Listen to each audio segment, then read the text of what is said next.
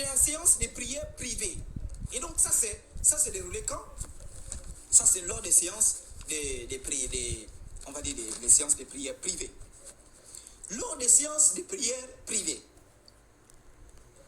le prophète aurait déshabillé certains fidèles, prétextant des délivrances divines.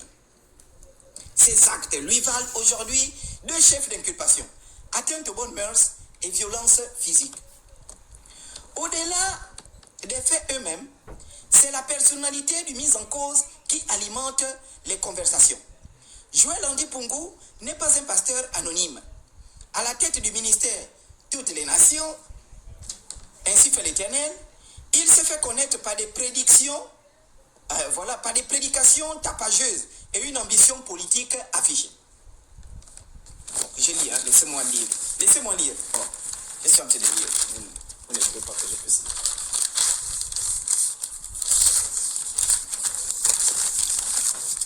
Ok. Donc, il se fait connaître par des prédications tapageuses. Tapageuse et une ambition politique affichée. Sa candidature à la députation, bien que soldée par un échec, lui avait ouvert les portes de certaines sphères du pouvoir. Des sources persistantes évoquent des soutiens haut placés dont il aurait bénéficié jusqu'à récemment. Mais ça c'est grave. Ça c'est grave. Donc les soutiens haut placés, il aurait bénéficié jusqu'à... Mais cela n'a pas empêché les enquêteurs de faire leur travail. Ah oui, bravo. Vraiment bravo. Je vais lire ça demain, bien lire. Ça n'a pas empêché les enquêteurs de faire leur travail. L'exploitation des échanges téléphoniques et l'audition d'autres témoins pourraient élargir le cercle des victimes présumées.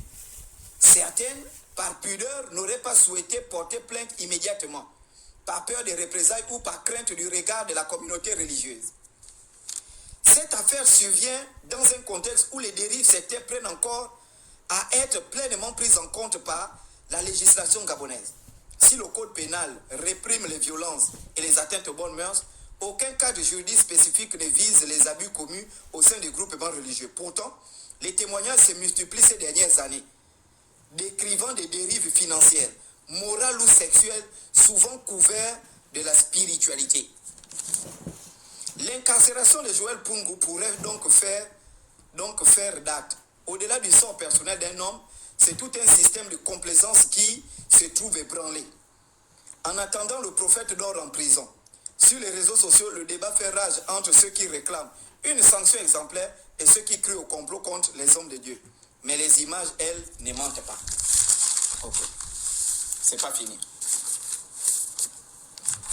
Voilà. On lit la deuxième page. Elle est là. Deuxième page. Bonsoir, pourquoi chocolat les filles? Parce que ton cul, en fait. Ok. Gardez-vous des loups ravisseurs. Trop de personnes croient que la liberté est gratuite, alors qu'elle se paie. Au contraire, un prix élevé, celui du devoir et de la responsabilité. En s'appuyant sur cette citation de Georges Gordon, poète et journaliste français, on relève très vite dans cette affaire des carences en responsabilité qui caractérisent plusieurs acteurs que l'absence de la clairvoyance ne discute pas. Ça c'est quoi qui s'écrit? Ça c'est quoi qui s'écrit? Ah oui. À la tête des trônes, le berger qui faillit lourdement à sa tâche, ayant consacré l'abomination dans son ministère. Les dérapages dans les lieux, ça c'est quoi? Des confessions de Dieu ont atteint depuis longtemps des proportions si dévastatrices que l'opinion s'émeut que de haut là. Attends, eux ils écrivent pas aussi les journalistes.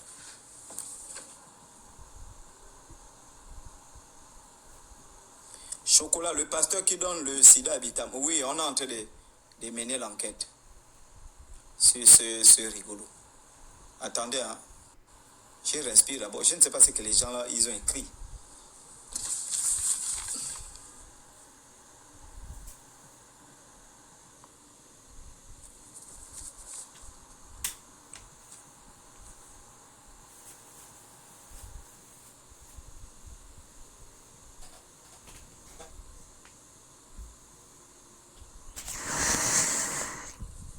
Alors, on va lire. Si le ministère de l'Intérieur, qui est aussi celui du culte, mettait de la rigueur dans l'accomplissement de sa mission, sans doute que les dérapages et autres errements déplorés au passif des confessions religieuses ne connaîtraient pas une telle prospérité. Bien structuré, il veillerait à l'authenticité des enseignements dispensés, oui, à la régularité des doctrines, les sous-entendants et au comportement des pasteurs qui offriraient. Disposant en leur sein des compétences religieuses capables de déceler des faits d'apostasie et courants hérétiques, il serait capable d'anticiper sur l'apparition des dérives dans certaines congrégations. Or, le constat jusqu'à ce jour est que la vigilance des pouvoirs publics dans le contrôle des lieux de culte, à partir de la doctrine jusqu'à la véracité des prêches, est tout sauf exempt de reproches. Oui. Et c'est même un euphémisme. Une forte complaisance à l'égard de ces communautés n'est pas sans favoritisme. Leur implantation insidieuse. Les effets de manche sous forme de mise en garde du gouvernement à leur intention sont si insignifiantes et édulcorées, peut-être persuasifs. Certes, il arrive que les pouvoirs publics donnent de la voix pour stigmatiser tel ou tel incident survenu dans une église, mais cela ne va pas loin. Or, que vaut une mise en cause sans une réelle coercition? Trop de scandales dans les églises ont fini par dénaturer le sens du message christique, avec des préjudices moraux souvent irréparables pour les victimes. Des séquelles qui ne peuvent être aplanies que sur une longue durée. Le laxisme observé dans le contrôle des églises a fini par les transformer en certains immenses capharnaüm, où les leaders religieux, conducteurs spirituels, reflètent l'intérêt premier de leur mission. Un regard incisif sur la formation des pasteurs responsables des communautés chrétiennes devient impératif. L'improvisation dans la vocation pastorale ne peut offrir des garanties de fiabilité dans les conduites des fidèles. Il y aura forcément à un moment donné une carence de comportement qui installerait un doute sur les valeurs éthiques et morales du berger. Il revient au pouvoir public. Voilà. Je vais lire ça demain. Je vous remercie pour ce communiqué. Attendez.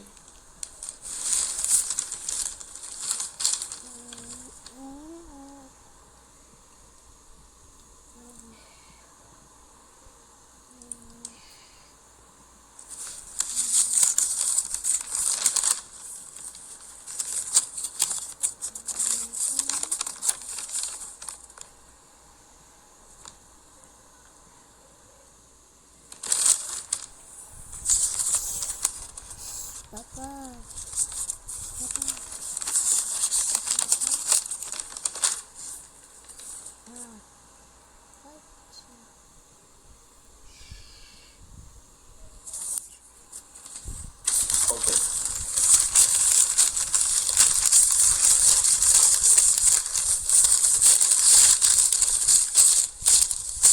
Alors, donc aujourd'hui, on n'avait pas live, hein, messieurs et dames. C'était juste pour vous annoncer l'histoire du débat parce que beaucoup de gens m'ont écrit toute la semaine par rapport à la question. Le débat aura bel et bien lieu.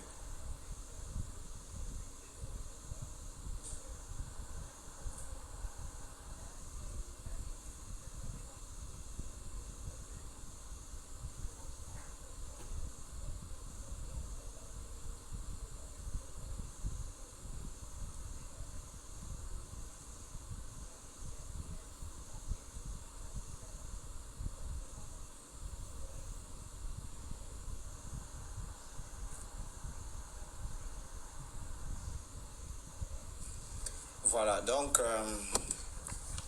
est-ce qu'il y a quelqu'un qui veut faire une demande là? Parce que moi, je dois aller regarder...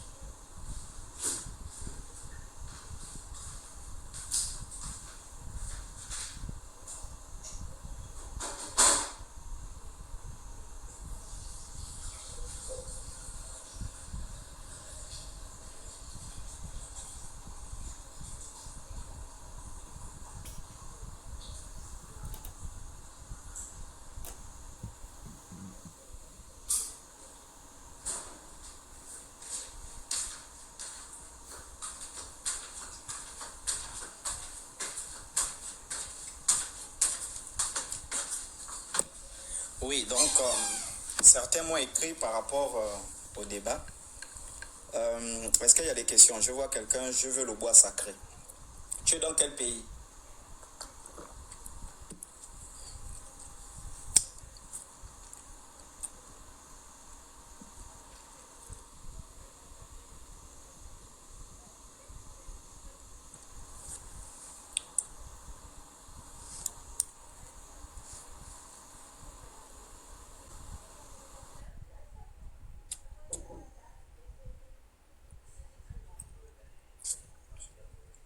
Oui, allez-y. Chocolat, bonsoir. Bonsoir. Comment vous allez?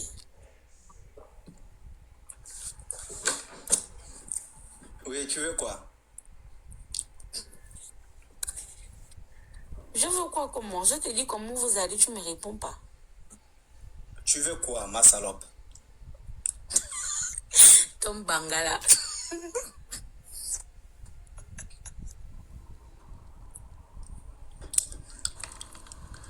Mon Bangala, mais enfin, je ne comprends pas. Mon Bangala, mais c'est le meilleur Bangala du monde. C'est le meilleur Bangala de ce monde. Il faut te renseigner auprès de toutes les salopes qui ont goûté ça. Elles vont te dire. Oui. Bonsoir. Bonsoir, ma poule. Ça va?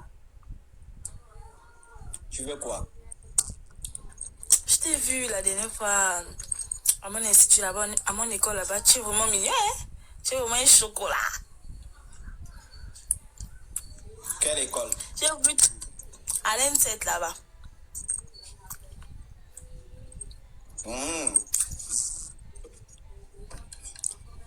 Oui, tu veux quoi? J'ai voulu venir faire une photo, mais j'étais... Mes connaissances m'ont dit non, si tu peux en faire la photo, il va t'insulter dans son live et tout. J'ai dit, ah, merci, je vais juste la photo et tout. J'ai mignon, mon frère. Je suis mal beau. Ouais. En plus, c'était même la première fois que je t'ai vu. J'ai bien voulu faire la vidéo discrètement. J'ai fait une vidéo, mais j'ai été en train de dire, hey, regardez le chocolat derrière.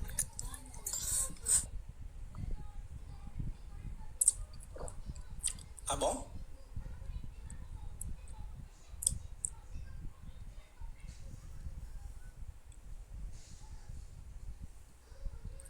Elle est partie?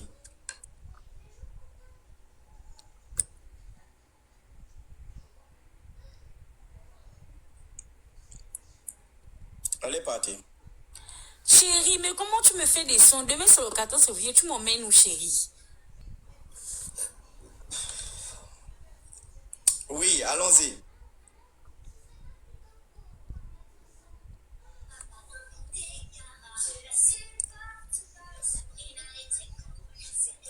Bonjour. Oui, parle. C'était pour dire bonsoir. Je vais pas me comporter de la même manière que les autres. Je voulais savoir si pendant ce live vous allez aborder un sujet précis, s'il y a un thème, quelque chose comme ça.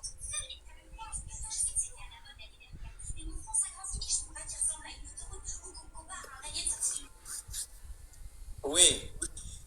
Oh. Il y aura des famines en divers lieux et des tremblements de terre. Oui, frère Abraham. Chocolat des filles, bonsoir. Oui, bonsoir. En tout cas, ce que je peux dire sur toi, c'est que tu fais pas un travail noble, on va dire.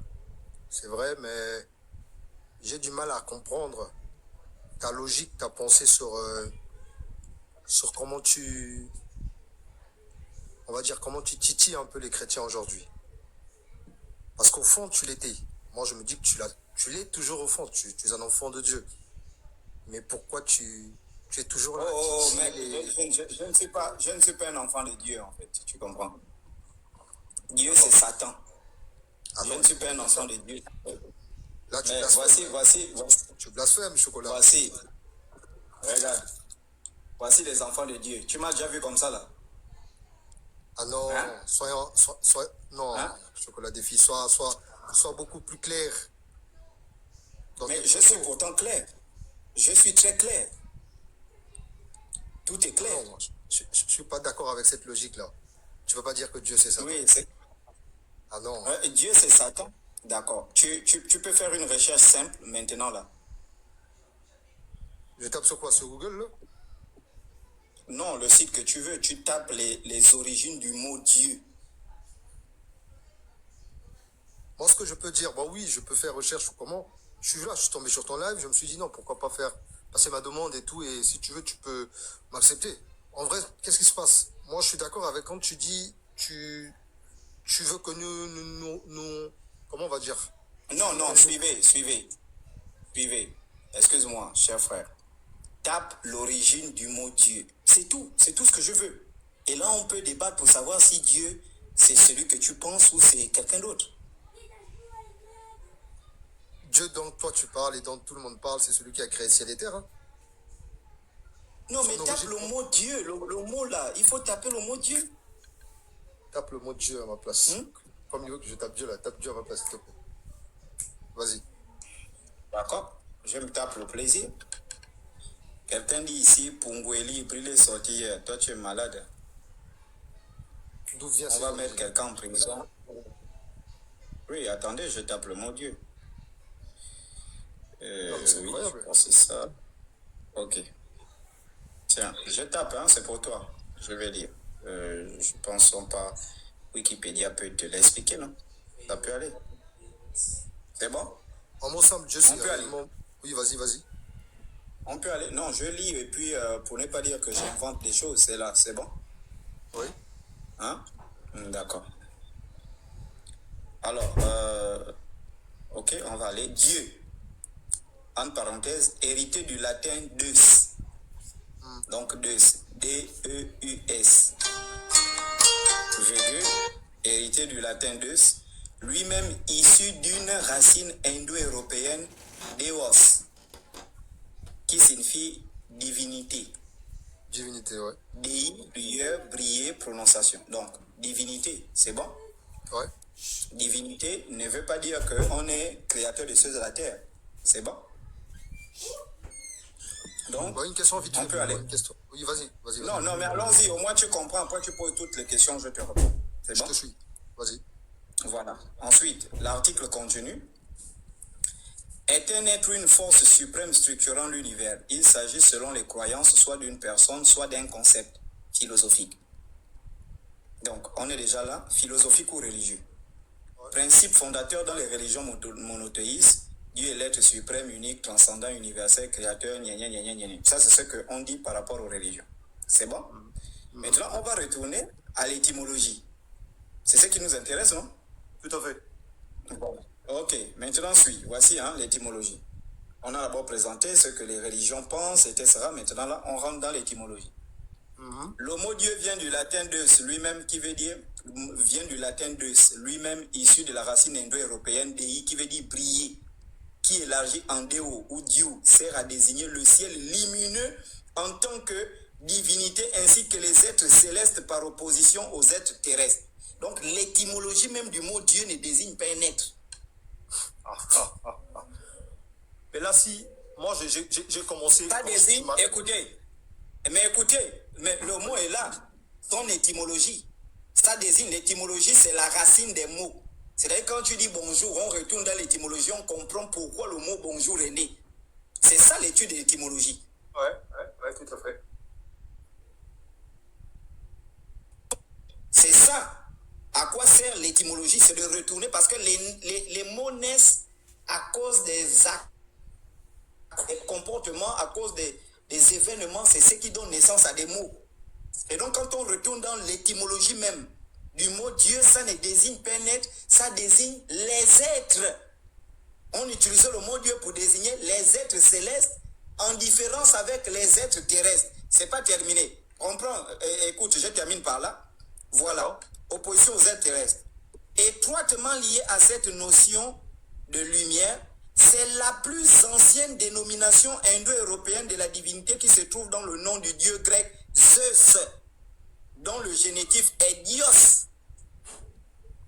Donc si Dieu, pour toi, c'est le créateur des cieux et de la terre, ouais, pour moi, tu désignes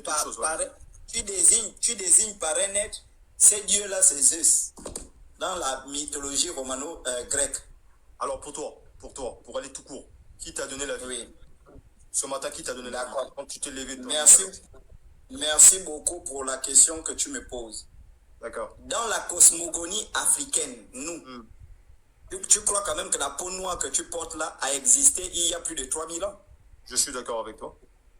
D'accord. Ça veut dire que la religion chrétienne est née il y a quoi? Il y a 1600 ans.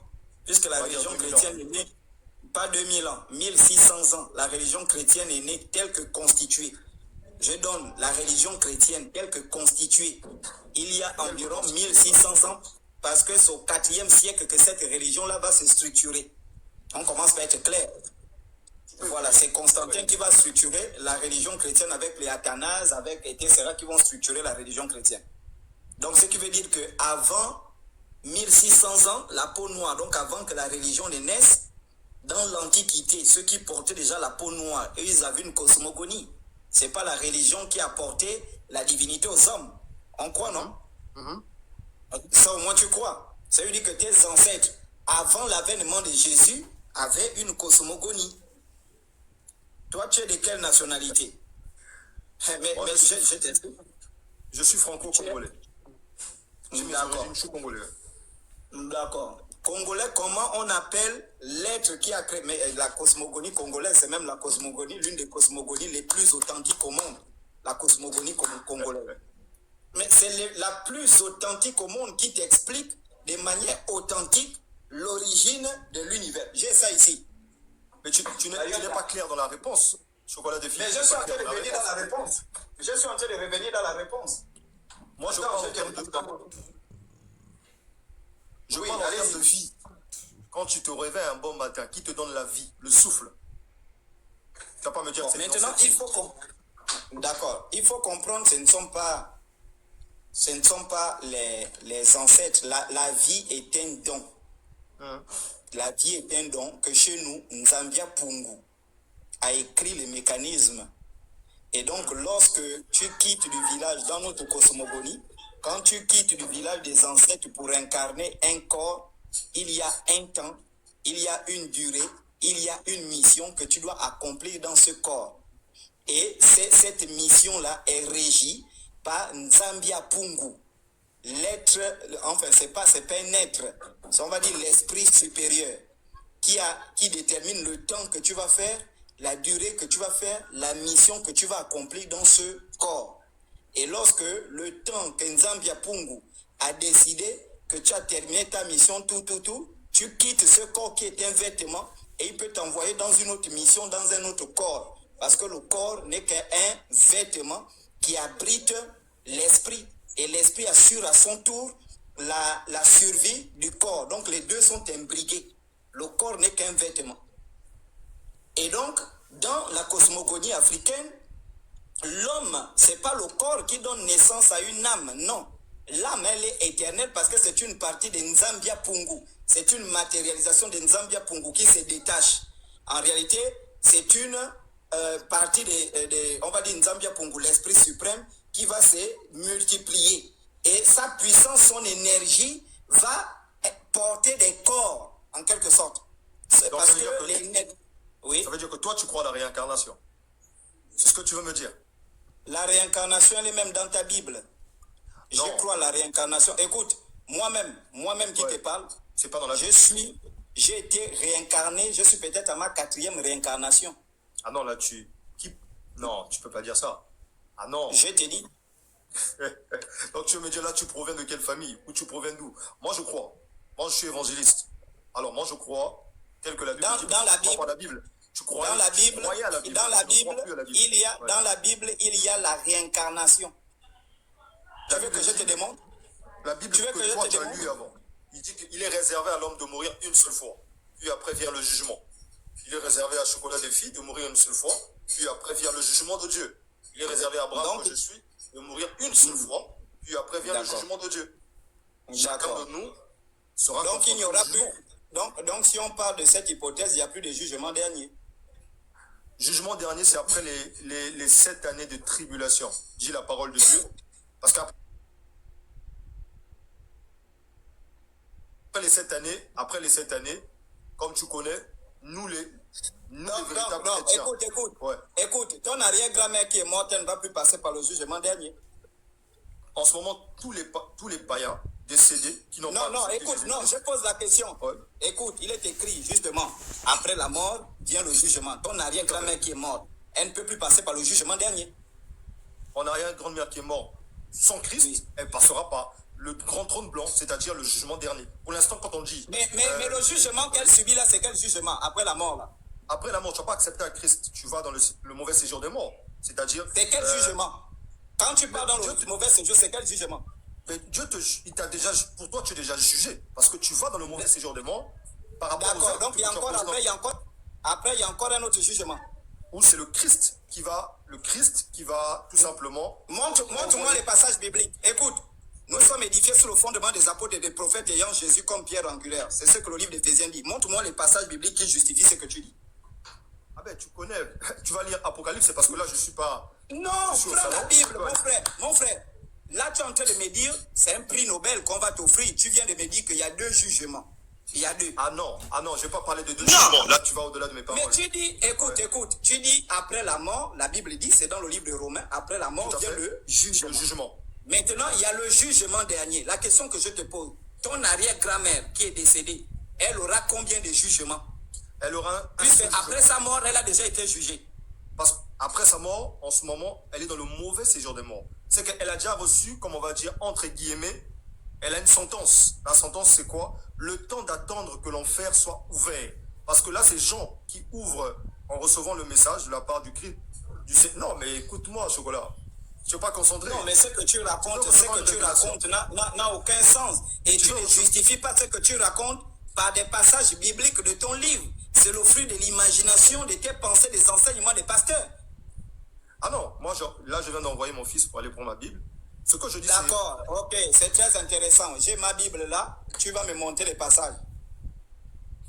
Oui, qu'il aille prendre ma Bible parce que c'est bien structuré, je pourrais... Dans la facilement- Bible, je vais te dire, dans la Bible, il y a la réincarnation. Je te donne la première preuve de réincarnation. Je t'écoute, vas-y.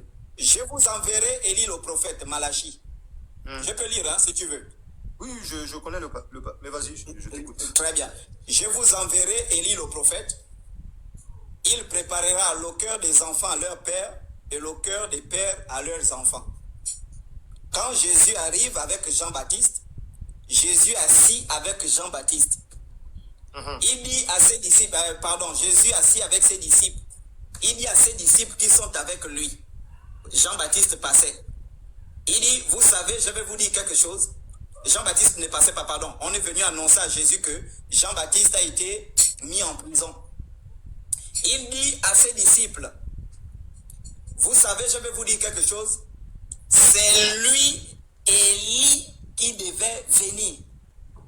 Dans Malachie 400 ans avant, Dieu dit, je vous enverrai Élie le prophète, l'esprit d'Élie, le prophète qui avait tué Jézabel. Et puisque c'était Élie, le prophète qui était dans Jean-Baptiste, il a accompli les mêmes œuvres. Élie, dans l'esprit d'Élie, devant Jézabel, il a tué Jézabel. Lorsque Élie vient dans le corps de Jean-Baptiste, la mère de la femme d'Hérodias et la mère d'Hérodias va demander à Hérode de couper la tête de Jean-Baptiste. Mais va lire l'histoire d'Élie et Jézabel, tu vas comprendre pourquoi on coupe sa tête. Première preuve de la réincarnation dans la Bible. Jésus avec ses disciples, il réunit ses disciples Là, tu en dans parles de Matthieu Jean. 16. Oui, de Jean. Oui. Jean-Baptiste, Vas-y, oui. Là, il réunit Jean-Baptiste. quoi? Élie. J'ai et dit Moïse. Jean-Baptiste. Non, pas là-bas. Je parle d'abord Jean-Baptiste. Jésus a dit, sauf si tu me trouves un passage contraire qui contredit, il dit c'est lui, l'Élie qui devait venir. Ça, c'est un. Non, mais tu es d'accord avec moi? Non, Chocolat des filles, tu es d'accord avec moi que dans l'Ancienne Alliance, c'est-à-dire l'Ancien Testament, les prophètes annonçaient l'arrivée du Messie qui devait venir. C'est-à-dire, on Non. prophétisait Jésus qui allait arriver. On ne parlait pas d'Élie. Élie a fait son Mais temps. Élie, c'est qui? Élie, c'est qui? Élie, le prophète Élie, après avoir... Qui devait venir? Qui devait venir? C'est qui? Jésus. Ils annonçaient l'arrivée de Mais Jésus. c'est pas possible. Comment Jésus va dire à ses disciples, Jean-Baptiste, c'est l'Élie qui devait venir, et toi tu viens, tu dis que c'est Jésus. Bon, moi là, je te parle de Élie que tu mentionnes. Toi, tu mentionnes Non, Élie. et c'est écrit dans Malachie 4, du verset 5 au verset 6. Je vous enverrai Élie le prophète. Il préparera le cœur des enfants, il ramènera les enfants. Excuse-moi, il ramènera le cœur des enfants à leur père, le cœur des pères à leurs enfants. Jean-Baptiste arrive, si tu veux, on prend la Bible, on décortique. Jean-Baptiste arrive, il est mis en prison. Jésus dit à ses disciples, je vais vous dire quelque chose. C'est lui dont le prophète Malachie parlait, l'Élie qui devait venir. Toi, tu viens, tu dis, c'est Jésus comment? C'était une illustration. Tu es intellectuel. Non, mon frère, tu es Tu maudit. es intellectuel, chocolat. Tu es intellectuel. Tu ne peux pas venir contredire Jésus. C'est une illustration comment? Comment tu vas contredire Jésus? Comment tu vas contredire Jésus? Tu es très intelligent. Comment tu vas contredire Jésus? Prends ta Bible. Moi, je ne contredis pas. Tout ce que la Bible dit. Vrai. Mais tu contredis, puisque la Jésus dit, ça c'est le manioc, tu dis non, ça ne veut pas dire ça. Entre toi et Jésus qui pèse, qu'est-ce qu'il a dit? Chocolat de fille, mon gars. Tu es d'accord que la Bible ne se contredit pas, la Bible se complète. Elle ne se contredit pas. Comment je vais être d'accord? La Bible se contredit à plusieurs reprises, la Bible se contredit, c'est tout un tas de désordre. Si tu veux qu'on fasse un débat, moi je suis ouvert. Je suis toujours direct. Non, je ne peux pas débattre avec toi, regarde. C'est ce que je dis. Regarde. Moi, je n'ai pas besoin d'un débat. Moi, quand tu me dis que la Bible se contredit, mon frère, tu me donnes des arguments. mon frère, tu me poses des fondements, on va partir. Mon frère, j'ai débattu avec les plus grands pasteurs de ce monde. Toi, tu n'es pas au niveau de débattre avec moi. Ça veut dire que si tu ne comprends même pas que... Si tu n'arrives même pas à accepter, si tu n'arrives même pas à accepter, si tu n'arrives même pas à accepter que Jean-Baptiste est Élie, ça veut dire que tu es perdu. Je vais te donner un dernier exemple. Dernier exemple, Jésus réunit ses disciples dans Matthieu 16. Il dit, qui dites-vous que je suis? Les disciples disent, certains disent que tu es Ésaïe. Certains disent que tu es Élie. Certains disent que tu es l'un des prophètes de l'ancien temps qui est revenu. Mais ça veut dire que dans l'Ancien Testament, les Juifs croyaient à la réincarnation. D'ailleurs, c'est le point de rupture, l'un des points de rupture entre les pharisiens et les sadducéens. Ça veut dire que si tu ne comprends pas ça, c'est qu'il y a un problème. C'est pas que je comprends pas, c'est que toi tu es perdu dans ta logique. Tu penses que c'est ce qu'il dit, c'est ce qu'il confirmait en eux. Tu dis, on dit, qui dites-vous que je suis? D'autres disent, je suis le prophète. D'autres disent, je suis Élie qui allait venir. Mais il pose la question à Pierre, qui dis-tu que moi je suis? C'est là qu'il dit, tu es le fils de Dieu. C'est pour te dire quoi? Les prophètes avant ont annoncé la venue de Jésus. Ils ont annoncé la venue de Jésus. Il allait venir. Tu es conscient que c'est ça, c'est passé comme ça. J'ai une question avant de terminer. Tu as un enfant, tu es marié? J'ai un fils, ouais. Je suis pas marié. Tu es marié? Non. Tu n'es pas marié. Donc tu as eu ce fils-là, tu étais déjà chrétien? Avant de connaître Jésus. Avant de connaître Jésus. Là, tu as connu Jésus. Ouais. Tu l'as connu comment? J'ai connu une rencontre avec le Seigneur. Après ma vie passée, Tu l'as rencontré où? Tu l'as rencontré où? Je l'ai rencontré où? Dans ma chambre, quand j'étais à l'université. J'étais dans la tous. dépression. Oui, et tous. j'étais fatigué. Il est venu dans ta chambre. J'ai ressenti une présence dans ma chambre. Oui, et la présence était comment? Ça était chaude, froide. Parce que j'étais dans la repentance. C'est-à-dire, je reconnaissais que tout ce que j'ai fait de ma vie n'était que passagère, que si je mourais, j'allais en enfer. Et j'ai reçu une paix dans mon cœur. Moi, j'ai dit, Seigneur, ce que j'ai fait, c'est mauvais toute ma vie. J'étais dans le péché, mais je crois que c'est toi qui es capable de sauver ma vie. Et là, tu n'es plus dans le péché. Ah, je suis plus dans le péché. J'ai le Saint-Esprit, c'est lui qui me convainc de ne pas pécher. Tu n'es plus dans le péché. Tu n'es plus dans le péché. Tu ne forniques plus parce que Jésus m'a lavé. Par son sang. Tu ne forniques plus. Tu ne forniques plus. Non, mais quiconque a la force du Saint-Esprit, tu ne peux pas le faire. Tu vas le faire pourquoi? J'ai dit, tu ne vis pas avec une femme, tu ne forniques pas. Non. Non, je ne le fais pas. D'accord. Donc la présence que tu as ressentie là, ce n'était pas Jésus, c'est l'un de tes ancêtres. Ah non, tu ne vas pas me dire que c'est l'un de mes ancêtres, mon frère. Mon frère. Tu vas me convaincre. Mon frère, tu n'as jamais rencontré Jésus et rien ne te dit que la présence que tu as ressentie, c'était Jésus. Donc les ancêtres m'ont donné la force de laisser tout ce que je consommais. illicite. Mais écoute Ils m'ont d'abord. donné la Écoute force. d'abord. Écoute d'abord. Oui, vas-y, Avant que les Blancs ne viennent en Inde, les Indiens ne connaissaient pas la masturbation.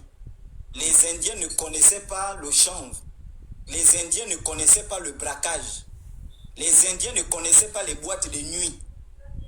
La plupart de ceux que tu appelles péchés qui sortent de toi, c'est le contact avec les civilisations perverses qui ont dénaturé la nature de l'Africain. Déjà, je t'informe. Et si toi, tu étais un vrai Africain, moi, je n'ai pas d'enfant hors mariage, je ne l'ai pas. Pourtant, le même péché auquel tu étais exposé, moi, j'étais exposé au même péché. Pourquoi je ne suis pas allé faire un enfant hors mariage? Pourquoi je ne l'ai pas fait? Pourquoi? Écoute, pourquoi je ne fais pas avorter les femmes? Pourtant, je ne suis pas chrétien. Pourquoi je ne pars pas en boîte de nuit? Pourtant, je ne suis pas chrétien. Pourquoi je ne me suis jamais lavé à la plage nue où tu ne m'as jamais vu sur les réseaux sociaux? Pourtant, je ne suis pas chrétien. Si tu bases ton espérance sur le fait que je ne fume plus, tu as devant toi quelqu'un qui n'a jamais fumé. Tu as devant toi quelqu'un qui n'a jamais bu de l'alcool. Moi, jamais dans ma vie.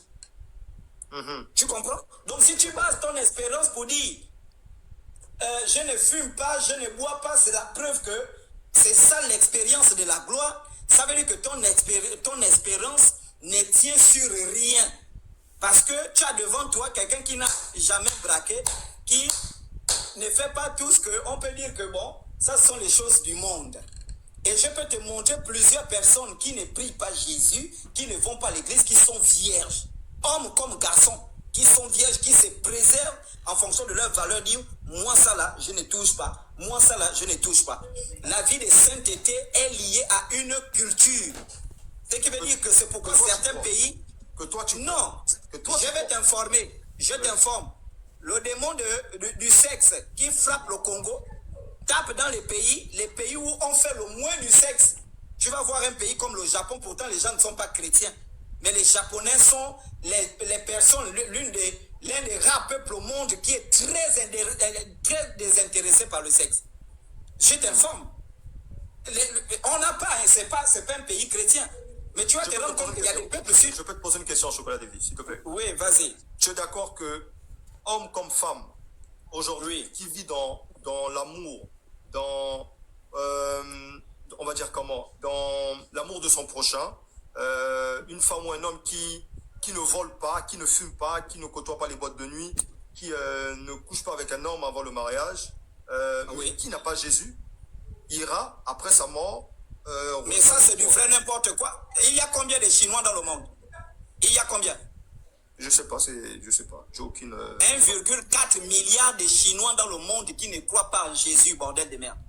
1,4 milliard de Chinois qui ne croient pas en Jésus dans le monde. Écoute, justement, c'est ce qui montre que ta croyance, elle a des problèmes. Ton pays, le Congo-Brazzaville, a 5 millions d'habitants. Et même dans les 5 millions d'habitants, il y a quelques clients qui croient que après leur mort, ils iront au paradis. Il y a 1,5 milliard de Chinois dans le monde. Tous 1,5 milliard de Chinois dans le monde meurent, ils partent tous en enfer. Quelle est la cruauté de ton Dieu? Ton Dieu est cruel. Ça veut dire que c'est un Dieu dictateur. Non, je prends un seul pays. Oui. 1,5 milliard de personnes qui n'ont jamais connu Jésus parce que Jésus est interdit dans leur pays. Tous, quand ils meurent, ils partent en enfer. Je ne sais pas si tu comprends ce que tu es en train de dire. Je ne sais pas si tu comprends je comprends ce que tu es en train de dire. Là, il y a une image qui me revient dans mon esprit. C'est quoi? C'est que pendant le temps, avant que nous soyons, on va dire tout simplement, par les colons, imposer cette religion que tu dis, la religion chrétienne qui a été imposée par nos ancêtres, nos arrière-grands-pères, la question qui me revient, c'est quoi? Donc, moi, mon Dieu, jugera Christ, ces personnes, en fonction de leur conscience. Tout simplement. Parce que s'ils n'ont pas reçu la Bible à leur époque, ils n'ont pas reçu la parole de Dieu. Pour moi, la Bible, j'ai écouté ce débat que tu as fait dernièrement avec un frère que je suis, j'ai oublié même son nom, d'où vous étiez sur le sujet de est-ce que la Bible était la parole de Dieu? Pour moi, elle contient la parole de Dieu. Parce que Dieu ne peut pas être limité seulement dans la Bible. Pour moi, Dieu est large dans sa manière de faire les choses, comme nous le connaissons tous. Regarde, déjà si tu parles, c'est qui Gazby, hein. Ouais, déjà Gazby, c'est Tu n'as plus une idée du nombre de femmes qu'il baise et qui met dehors, il baise, il met dehors. Bon, si c'est des gens comme ça que tu tues, ça tu le sais. Tu le sais puisque ces femmes ont fait des sorties. Et c'est ça le problème. C'est-à-dire que... Bon, je le côtoie pas, c'est différent. Je le côtoie mais justement, la Bible dit de l'eau pure ne peut pas sortir de l'eau impure. De l'eau impure ne peut pas sortir de l'eau pure. Quand tu sais quelqu'un qui vit mal, quelqu'un qui vit mal, quelqu'un qui vit mal. Oui. Bon, je suis dans le juste milieu. Je peux suivre quelqu'un, mais je n'approuve pas ce qu'il fait. Toi, je te suis. Est-ce que j'approuve ce que tu fais? Voilà pourquoi je... C'est ce que je te dis. Revenons. Donc, ce que tu racontes, quand on sort seulement du cadre dans lequel tu es, ça n'a plus aucun sens. De venir dire que si tu peux bien vivre, tu peux bien manger, mais si tu n'as pas Jésus, tu pars en enfer. Tout à fait. Et c'est là justement le véritable problème. Pourquoi? Parce que vous avez des gens qui, il suffit de rentrer dans une église, ils sont convaincus qu'ils ont le Saint-Esprit. Mais l'expérience du Saint-Esprit, je t'informe, si tu prends ta Bible, tu vois toutes les personnes qui ont reçu l'expérience du Saint-Esprit. Si on appelle Paul et on lui dit, tu as reçu le Saint-Esprit quand, comment et où, il va t'expliquer dans les détails. Je ne parle pas en tant que... Je ne suis pas chrétien, je t'explique ce qui est dans la Bible. Quiconque a fait une expérience véritablement avec la divinité, c'est quelqu'un dont l'expérience est gravée dans sa tête. L'histoire de j'étais dans ma chambre d'étudiant, je faisais une dépression. Nous tous, quand on était étudiants, on faisait des dépressions. Tu es loin de la famille, et tu n'as pas l'argent, tu fais des dépressions. Ça ne sont pas des arguments tangibles pour venir dire je me suis mis à pleurer. Ça dépend de la disposition. Ça dépend de la disposition. Mais regarde, écoute. Ça dépend de la disposition de ton cœur et de ta conscience. Écoute, je te donne le même témoignage, mais à la puissance exponentielle. Vas-y, je te J'étais au Burkina. Il y a un frère qui est arrêté par les terroristes. Le Burkina Faso. Il y a un Burkinabé qui est attrapé par les terroristes de Boko Haram. Il est amené dans le désert. On l'attache pour l'exécuter. Au moment où on veut l'exécuter, il y a quelqu'un qui dit non, on va les tuer demain. Quand le frère dort, il voit un enfant, il voit, comment est-ce qu'on appelle? Il voit ses ancêtres qui viennent, qui prennent son corps, son grand-père, qui prend son corps. Il l'amène dans son village, il dépose le corps dans la maison et il dit à son petit-fils, demain matin, ton corps qui est avec les djihadistes va suivre l'esprit que j'ai amené ici. Le lendemain, quand les djihadistes arrivent, ils fusillent tout le monde, les djihadistes de Boko Haram. Ils tuent tout le monde. Quand ils arrivent à lui, ils disent non, toi, on ne peut pas te tuer, pas. La nuit, il fait la vision où ses grands-parents au village viennent prendre son esprit. Ils l'amènent, ils le mettent dans une maison et disent aux frères là que ils ne vont pas te tuer, ton corps va suivre le lendemain. Mais avant que cela ne se déroule, au moment où on voulait le tuer, il a invoqué ses ancêtres. Il a dit mes ancêtres ne m'abandonnez pas.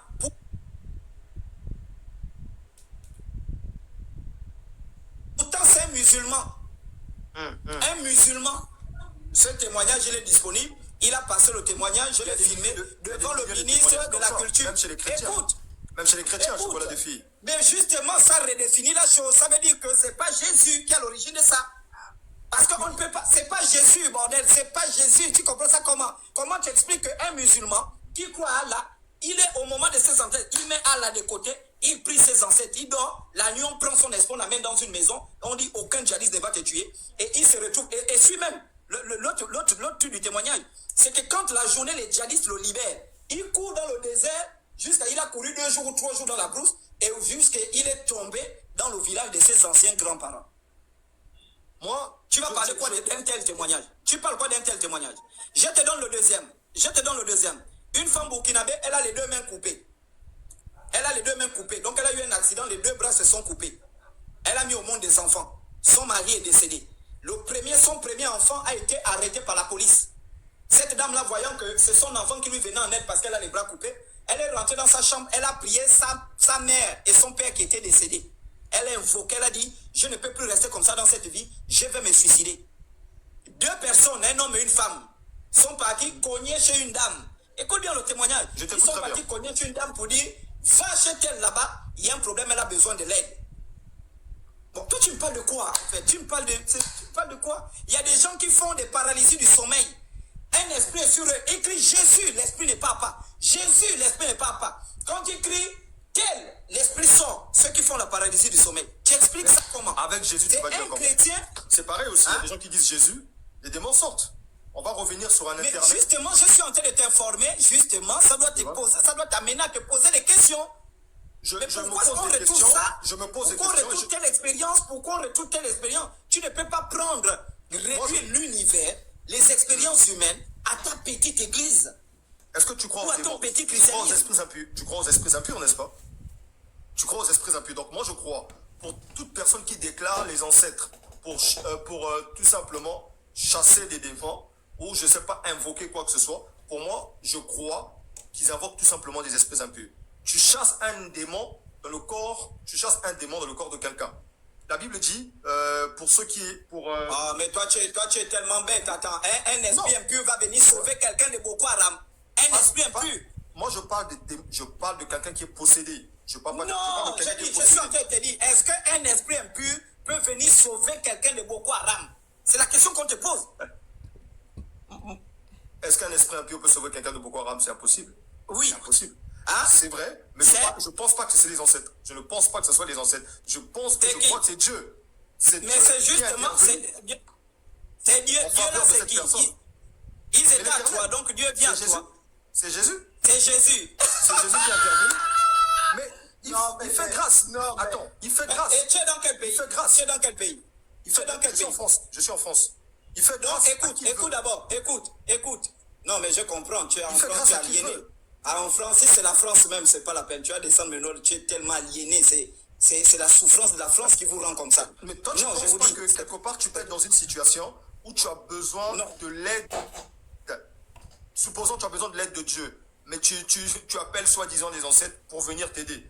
Dieu ayant compassion de toi. Dieu ayant compassion de toi, mon frère. Tu ne penses pas que mais Dieu va il va avoir compassion de toi comment? Il va avoir compassion de toi comment? Est-ce que je peux dire suis? Est-ce que je peux dire j'ai besoin de l'aide, j'appelle Satan, je suis délivré, c'est Dieu qui m'a aidé? Si ton temps n'est pas arrivé, Dieu va t'aider. Si ton temps n'est pas encore arrivé, il va intervenir. Il raconte quoi, lui? Je parle là, de tu racontes quoi? En fait, c'est ça que vous expliquez aux gens dans les églises. Non, mais chocolat des filles. Mais tu n'as aucun sens du recul. Regarde, tu n'as aucun sens du recul, aucun sens du questionnement. En fait, tout ce que... Enfin, tu es déjà manipulé. Tu ne te questionnes pas. Pourtant, dans la Bible, Acte 19, il est écrit, les chrétiens de Béret examinaient tous les comportements. Les chrétiens de Béret, ils questionnaient, ils examinaient. Mais tu n'es pas chrétien, tu n'examines rien. C'est-à-dire qu'on te montre des témoignages. Déjà, si on rentre même dans le fond, je vais te démontrer que Jésus n'a jamais existé. Si on rentre dans le fond, Jésus, c'est un culte tétatonique fondé par l'Église catholique. Si on rentre dans le fond, je te le démontre par A plus B. Mais je reste encore dans la Bible. Pourtant, c'est lui qui te donne la vie tous les jours. Pourtant, c'est lui qui te donne la vie tous les jours. Non, c'est Nzambia Pungu. C'est pas Jésus. C'est Nzambia Pungu. C'est Nzambia Pungu qui te donne la vie. C'est Nzambia Pungu. C'est pas Jésus. Toi, tu as aliéné, c'est Nzambia Pungu. Tu as oublié tes origines. Tu es parti en France, tu souffrais. Tu t'es aliéné, tu es parti te mettre dans les églises des faux pasteurs qui aliènent les Noirs. Parce que quand moi je suis en France, la plupart des évangélistes qui évangélisent, ils évangélisent que les Noirs comme eux. Parce qu'aucun blanc ne peut venir dans les églises. Moi j'évangélise les blancs. Qui? Mais les Noirs. Les blancs, les Noirs. Les Noirs. Blancs comme noirs. Quand tu te retrouves dans un... Tu évangélises les Noirs. Tu n'as jamais converti un blanc. Tu ne convertis que les Noirs. Mais va voir mon contenu. Tu n'as jamais... Montre les photos. Va voir mon contenu. Montre les photos. Montre les photos. Dis aux abonnés de vérifier mon contenu. Dis aux abonnés. Non, montre les photos. Mais ce sont les aliénés. Il y a les Français qui souffrent aussi, qui font des dépressions. Ce sont ces gens que tu enrôles dans ton mouvement de dépression. Tu dévis le sujet. Non. Moi, je crois que c'est le Christ qui te donne la vie chaque matin. Ce n'est pas les ancêtres. Non, moi je crois que c'est Nzambia Pungu qui te donne la vie et ce sont tes ancêtres qui te protègent où tu es. Hein? Nzambia Pungu. C'est ça. C'est Nzambia Pungu qui te donne le souffle de vie. Ça, c'est même qui est une vieille maman que tu couches là-bas ou bien comment? Non, moi c'est ma maman là. Tu parles mal de ma maman là. Attention. Ah, d'accord. Mais tu as dit que tu étais seul. Tu as dit que tu étais seul. Non, elle est là, ma maman. Je ne suis pas seul. D'accord, désolé. Attention avec toi. Oui. Je peux lancer un... Oui, désolé. Mais tu as dit que tu étais seul avec ton fils. C'est Nzambia Pungu qui te donne le souffle de vie. C'est Nzambia Pungu qui te donne les ancêtres qui te protègent, toi, ta maman, ton enfant. Nous, c'est Jésus. Ce sont les ancêtres. Et tu vas revenir. Ce n'est pas Jésus. Tu es allé au Congo, tu es allé en France, tu avais faim. Ce n'est pas Jésus. Tu es parti, tu avais faim. Et tu passes des moments difficiles en France. Toi, tu ne travailles pas en France. Je te dis la vérité. Tu vis peut-être de la CAF ou des trucs. Tu es dans les allocations chômage. Tu ne vis pas. C'est pas ce que je crois. Je te dis, moi-même, je suis en train de venir en France. Je fais la France tout le temps. Vous êtes des imposteurs. Les églises de noirs, des trucs, vous êtes des imposteurs. Déjà, même en Afrique, nos frères bon, pas Brazzaville, eux, ils sont des gens un peu cool. C'est vrai qu'il y a plein d'églises. Mais les frères de Kinshasa, ce sont des champions du monde dans la création des boutiques. Et quand vous arrivez en France, face à la France, c'est quoi? Tu arrives, il y a la dépression, tout va vite, toutes ces choses-là. Donc, tu trouves un refuge, mais tu es obligé de t'associer par des malfaiteurs. Je me montre disponible pour annoncer l'évangile, que ce soit les noirs, que ce soit les blancs. Quand je suis dans les métros, les blancs m'écoutent, les noirs m'écoutent. Hein. Quand je suis dans les trams, les blancs et les noirs m'écoutent. Ils sont déjà venus. Qui sont restaurés, qui acceptent le Christ. Ils sont déjà venus. Combien? Tu es de quel Congo? Moi, je suis du Congo-Brazzaville. Oui, mais combien de gens souffrent au Congo que tu ne viens pas annoncer l'évangile? Pourquoi tu es caché en France? Pourquoi tu ne fais rien en France? Le même travail que je fais là. Pourtant, tu ne fais rien en France. Tu ne fais rien en France. Pourquoi tu ne viens pas sauver les Congolais? En France, je l'ai déjà fait. Hein. Le monde est donné à tout le monde. En tout cas, tu fais ta part. Moi, Maman, les ancêtres vont te sauver, toi et ton fils. Non, nous, on est sauvés par Jésus-Christ. Donc, on vous n'êtes pas sauvés. Vous n'êtes pas sauvés. Vous êtes dans l'illusion. C'est la fin de la France qui fait ça. Vous savez ça. C'est en France, tu arrives, tu as la pression, tout ça, tu te sens seul. Tu es obligé d'aller chercher un refuge. C'est ça. Et tu t'es converti, tu crois. Mais la preuve, c'est que tu n'as aucune expérience du baptême du Saint-Esprit. Tu t'es basé sur les sensations que tu as ressenties, que ton ancêtre, ta grand-mère, qui a écouté ton cri depuis le village des ancêtres, est venu pour t'accompagner, te secourir. Tu viens raconter les choses, non? C'est Jésus. Tu ne l'as jamais vu? Déjà, tu ne crois pas à la nouvelle naissance, c'est normal. Tu ne crois pas à la nouvelle naissance. Donc, toi, tu n'es pas né de nouveau. Toi, tu n'es pas né de nouveau. Tu n'es pas né. Donne-moi les critères d'un homme né de nouveau. L'acceptation de Jésus-Christ, porter sa croix. Ah, mais pas sont des bêtises. Les catholiques acceptent. Écoute, les catholiques acceptent Jésus. Les protestants acceptent Jésus. Les branhamistes acceptent Jésus. Si moi, je te pose la question. Tout le monde ne porte pas sa croix. Tu peux accepter de ne pas porter ta croix. Écoute. Oh, mais tu viens de dire qu'il faut accepter. Maintenant, tu dis qu'il faut porter l'acceptation de Jésus. Oui, la croix est sa croix. La croix symbolise quoi? Accepter. Quand on dit porter sa croix. Ta croix, tu portes la croix, c'est où? Porter la croix, ça signifie quoi? C'est marcher tous les jours en nouveauté de vie, dans la sanctification. Mais qu'est-ce que tu en sais que les catholiques ne marchent pas en nouveauté de vie? Qu'est-ce que tu en sais? Qu'est-ce que tu en sais que les branhamistes ne marchent pas tout le temps en renouvellement de vie? Pour moi, les catholiques sont dans l'idolâtrie totale. Pour moi, ce ne sont pas des chrétiens. Et c'est toi qui n'es pas dans l'idolâtrie? Qui t'a donné la Bible? Ce n'est pas les catholiques. Qui t'a donné la Bible? Ce ne sont pas les catholiques. Moi, je parle de... Qui t'a donné la Bible? Qui t'a donné la Bible? Qui m'a donné la Bible? La question te repose. Ce sont les catholiques. Ce sont les catholiques. Alors, les catholiques qui donnent la Bible pratiquent. Ils t'ont donné la Bible, bordel de merde. Les catholiques t'ont donné. Toi, tu as trouvé la Bible. Ils donnent la Bible. La Bible a une histoire. La Bible a une histoire. Ce sont les catholiques qui t'ont donné la Bible. Mais ils font des pratiques que la Bible ne tolère pas. Ils peuvent donner la Bible. Mais comment quelqu'un qui te donne la nourriture, tu manges sa nourriture et tu dis, la nourriture là, il fait des pratiques dans la nourriture là que la nourriture ne tolère pas. C'est lui qui t'a donné la nourriture là. Tu peux donner quelque chose à quelqu'un, mais la personne qui détient la chose ne font pas correctement comme ce que la chose on parle de la nourriture, je parle de la nourriture. Tu vas prendre la nourriture, quelqu'un te donne la nourriture, parce que la Bible c'est comme une nourriture spirituelle. On te donne la nourriture, tu manges la nourriture, après tu dis, celui qui m'a donné la nourriture là ne fait pas ce que la nourriture demande. Est-ce que tu es sérieux dans ta tête? On va pas loin, tu parles de la parole de Dieu, n'est-ce pas? C'est la nourriture, c'est la nourriture spirituelle. Ils t'ont donné la Bible. Tu sais pourquoi la Bible a une histoire? J'accepte. La Bible que tu prêtes, tu es un catholique en miniature. Tu es un néo-catholique. Tu es un néo-catholique. Tous ceux qui sont sortis de l'église catholique sont des néo-catholiques et des néo-colonialistes. C'est pourquoi vous voyez l'église catholique, vous laisse faire le travail. Vous êtes, écoute, vous êtes la prostituée de Apocalypse 17. La mère de toutes les prostituées. C'est vous les prostituées. Toutes les prostituées, ce qui sont les églises du réveil, tous les courants du christianisme que l'église catholique a donné naissance. C'est vous. Moi, je suis pas catholique en miniature, mon frère. Sinon, ça, j'allais pas être dans les grottes. Sinon, j'allais être dans les grottes plutôt pour me lever devant une statuette, mais je ne suis pas un catholique en miniature. Je suis un chrétien. Tu es un catholique, mon frère. Tu es catholique. La Bible que tu utilises, c'est les catholiques qui t'ont donné ça. Tu ne peux jamais nier ça. La Bible que tu utilises, c'est l'église catholique. Jésus que tu utilises là, c'est l'église catholique qui t'a dit qu'il s'appelait Jésus. Matthieu, c'est l'église catholique. Je suis d'accord. Marc, c'est l'église catholique. Démontre-moi le contraire. Mais comment tu as venu contester ça? Je suis d'accord que les catholiques nous ont donné la Bible. Je suis d'accord. Mais je non, ils t'ont même donné le nom de Jésus. Même le nom de Jésus. Ils nous ont donné le nom de Jésus. Il y a aussi pas, il y a pas de problème. Le nom de Matthieu, voilà. Donc, il n'y a pas de problème. Mais est-ce que eux, les catholiques, qui nous ont donné la Bible, marchent comme la Bible nous demande de marcher?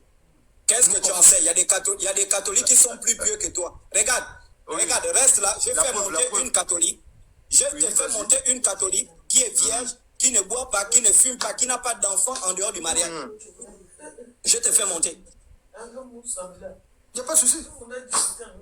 Moi, oui. J'ai besoin d'un catholique pieux qui peut monter. Un catholique pieux? Oui, pour moi, je ne suis pas ennemi aux catholiques. Je ne suis pas ennemi aux catholiques.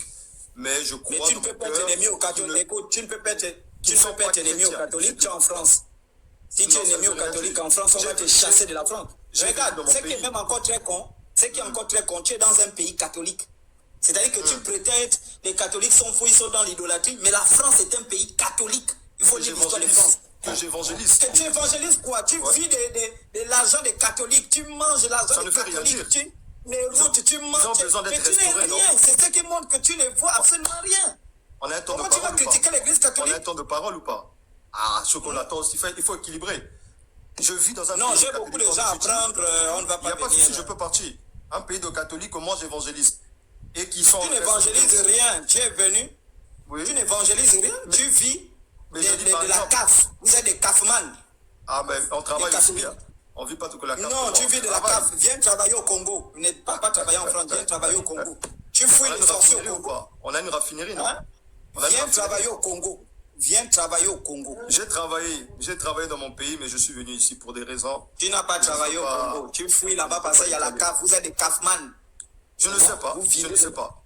Mais en tout cas, Dieu t'aime, il veut restaurer ta vie, il veut te changer, il veut te sauver. Parce qu'il y a les ancêtres t'aiment. Les ancêtres t'aiment, ils veulent te restaurer, toi, ta famille, protéger ton enfant. Non, les cultures t'aiment, Zambia, Congo t'aime. Tu sais qu'il revient bientôt. Tu sais que Jésus revient bientôt. Il revient où? Il revient où? Il revient pour te prendre si tu ouvres ton cœur. Il reviendra pour Il revient où? Il revient prendre ses enfants. Mais moi, je crois que si tu ouvres ton cœur, il revient où? Il va vous prendre. Il revient. Et tu le sais. Au fond de toi, tu le sais. Même quand tu débats. Je ne le sais pas. Ce sont des conneries. Jésus revient peut-être prendre ton cul, il revient peut-être prendre ta femme, il revient peut-être. Mais il ne vient pas. Il aime ton cul, il aime ton argent. Il ne t'aime pas. Il aime ton cul, il aime ton argent. Il aime ta maman. C'est ce que tu crois. Il aime ta maman. Il aime les gens qui mangent la CAF. Il aime tes poils, il aime ton bangala, tes madungu. C'est ce qu'il aime sur toi. Il n'aime rien. En tout cas, ça a été un plaisir. Maman, ton enfant est maudit. Maman, ton enfant, il est maudit. un fils du diable, un descendant de Satan. Un fils de Jésus-Christ qui t'aime. Qui prêche l'évangile de Satan. Un néo-catholique qui colonise ses frères africains. Qui a fui le Congo pour aller se cacher en France pour vivre de la CAF. Il n'a pas fui. Et puis pour se préserver de la souffrance, il m'a évangélisé. C'est quelqu'un qui est au chômage. Il travaille. Je le suis même en ce moment. Je le suis même en ce moment. Mais oui, tu es au chômage. Un court temps. Parce que Dieu a des plans. C'est faux. C'est pas pour un court temps. Tu es au chômage. Tu es mal, tu es maudit. Et sors, les ancêtres t'aiment. Les ancêtres t'aiment. Tu n'es pas béni, tu es maudit. Quelqu'un qui vit de la CAF est maudit. Oui. Quelqu'un qui vit de la CAF, il est maudit. Voilà, donc toi, sors des pays. Sors des pays catholiques. Moi, je vis en France, je vis de la CAF. Je ne vis pas de la CAF. Je ne suis pas maudit. Tu vis de la sueur de ton front. Et donc nous, on ne vit pas de la sueur de notre front. Non, tu vis de la CAF et de l'hymne. Tu peux prêcher pour escroquer aux gens 2 euros, 10 euros. 60 € de dîmes qui vont te payer. Tu es un businessman. Bon, en tout cas, je tu demande t'es pas de dîmes. autoproclamé prophète. Jésus ne t'a jamais nommé Moi, prophète. j'ai jamais dit que je suis prophète. Hein. C'est toi qui Tu dis as les dit que tu choses. étais apôtre évangéliste. Non, j'ai dit je suis évangéliste, oui. Tu t'es autoproclamé. C'est ce que tu penses, oui. Il t'a donné, il t'a dit ça au camp. Quand? Mais tu n'étais pas dans ma chambre. Hein. Tu n'étais pas dans ma chambre. Quelle chambre? Tu es un menteur, tu souffrais. Quand vous arrivez en France, vous souffrez. La dépression, toutes ces choses-là, tu souffres. Tu es obligé. Pourquoi moi, quand je viens en France, je ne fais pas de dépression, Jésus ne vient pas me voir dans ma chambre? Pourquoi il n'y a que vous qui viens voir? Il faut savoir que tu es faible, tu arrives dans un pays, tu n'arrives pas à t'adapter. Tout le monde, c'est l'individualisme, le capitalisme à outrance. Tu n'arrives pas à trouver les amis. Les noirs marchent avec les noirs, les blancs marchent avec les blancs, les tuent. Et surtout que les Congolais ont une mauvaise réputation en Europe. Donc, tu fais la dépression, tu te lèves, tu dis, Jésus m'a parlé, j'ai senti une douceur. Ça dépend des Congolais, Chocolat des Fils. Ça dépend des Congolais. Regarde, moi, toi, tu es un néocolonialiste. Oui. Les pauvres Congolais qui partent pour aller chercher la vie en France, toi, tu peux les prendre, les amener dans les églises. Et quand vous finissez de sucer leur argent, ces gens-là sortent. Tu es un escroc, un bandit. Tu lis la Bible, Chocolat. Tu sais qu'il y aura des faux et il y aura des vrais. Tu peux m'insulter autant que tu veux. Mais toi, tu es faux. Tu fais partie de ces faux. Tu m'as connu là, il y a quelques minutes, je suis faux. Mais tu es faux. Il y a quelques minutes, juste parce que tu n'es pas d'accord avec moi. On n'a pas besoin de faire 5 minutes avec quelqu'un pour connaître que tu es faux. Alors reviens, les Zambia Pungutem. Zambia Pungutem, il aime ta maman. Vous allez te reconvertir. Et je te dis qu'après ce live-là, même ta maman là, va faire des mauvais rêves et elle va revenir dans la culture africaine. Ça dépend de comment tu es bâti en Christ. Mauvais rêves. Vous êtes une maison de païens. Ça dépend de comment tu es bâti en Christ. Pour un bébé spirituel. Et elle n'est pas bâtie en Christ. Vous savez que vous êtes des Kaufman. Non. Les Kaufman sont bâtis en Christ comment? Tu es au chômage. C'est la fin. C'est normal que tu es au chômage. Puisque tu ne fais rien. Tu vis de la CAF. Dieu n'ouvre pas les portes. La CAF, c'est plus une porte. Ce sont les catholiques et les francs-maçons que tu condamnes tout le temps. Tu peux manger leur argent. Tu es un mouillé. Je ne condamne pas. J'apporte la vérité, c'est tout. Tu n'apportes aucune vérité. Tu es dans un pays de francs-maçons mouillés. Mais toi, tu crois aux ancêtres. Tu manges l'argent des francs-maçons. Tu crois aux ancêtres. Qu'est-ce que les ancêtres ont fait? Ils ont construit la France. Oh, mes ancêtres ont construit la France. Mes ancêtres ont combattu la guerre de 1939, 1945. Ils ont libéré la France. Peut-être que si tu ne le comprends pas, moi quand je vis en France, c'est parce que mes ancêtres ont combattu pour la libération de ce pays-là. Chaque Africain, du Sénégal, du Mali, du Congo, du Gabon, du Congo-Kinshasa, du Bénin, du Togo, doit arriver en France avec fierté parce que ce pays aujourd'hui parle le français, c'est parce qu'il y a des Africains qui ont sacrifié leur vie. Sinon ce pays-là devait parler l'allemand. Ce sont les Africains qui ont sacrifié mes ancêtres qui se sont battus pour que toi, tu aies posé tes couilles en France. Hein? C'est Zambia Pungu. Donc, voilà l'histoire de la France. Quand moi je vais en France, c'est parce que mes ancêtres ont combattu pour la France. Si mes ancêtres africains n'étaient pas combattus pour la France, n'avaient pas donné leur vie pour la France, des maudits comme toi ne devaient pas être en train d'évangéliser là-bas en français. C'est bon, pourquoi vous ne partez pas en Allemagne? Parce que mes ancêtres ont combattu pour ce pays. Donc quand tu viens me dire tes ancêtres ont fait quoi? C'est grâce à mes ancêtres que toi aujourd'hui tu es en France. Voici ce que mes ancêtres ont laissé. Si on a mal parlé voici de mon l'héritage. Qui suis-je? Si on a mal parlé de mon maître, qui suis-je? Tu vas me parler de moi, je suis pour rien. Mais moi je t'apporte seulement la vérité. Non, je te dis, tu n'as aucune vérité. Regarde, tu ne peux pas, écoute, tu ne peux pas insulter les ancêtres alors que tu es dans un pays que les ancêtres ont donné leur vie. Tu connais combien de Congolais sont morts? Écoute, tu connais combien de Congolais sont morts? Écoute, est-ce que tu connais combien de Congolais sont morts pour la guerre 14-18? Tu connais combien de Congolais sont morts pour la guerre 39-45? Tu connais combien d'Africains sont morts? Mais toi, tu les ancêtres ont fait leur temps. Ils sont partis. Dieu les a jugés. Ils sont allés soit en enfer. Pour ceux qui ont cru, pour ceux qui ont une conscience. Parce que je crois même que la Bible. Tu es vraiment maudit. Tu es maudit. Ah, moi je suis béni. Comme toi aussi tu es béni. Tu es maudit. J'ai dit, hein. Tu es maudit. C'est toi qui vas revenir. Je te donne 1 an pour revenir. Ta maman là, elle va commencer à voir les choses qui vont la chauffer dans la tête à partir de cette nuit là. Tu vas me chercher. Et je vais te confirmer que, j'ai dit, hein, je vais te confirmer que tu n'as pas Jésus, tu ne l'as jamais croisé. Tu te fais l'imagination spirituelle. Ta maman là va faire de mauvais, j'ai dit, hein, elle va commencer à faire de mauvais rêves. Tu ne pourras rien faire. Moi je te laisse. Ça a été un plaisir. Oui. Merci. Non, tu fouilles. Tu es maudit. Non, maman, écoute-moi bien, tu as commencé à avoir de mauvais rêves en France. Non, moi je ne peux pas avoir de maudit là. Impossible. Maudit. Il a bien honte cet homme. Il a honte. Tes yeux déjà, il a fait honte. Avec sa maman qui vit de la CAF. Elle ne travaille pas en France, elle vit de la CAF. Bon, écoutez, oh là là.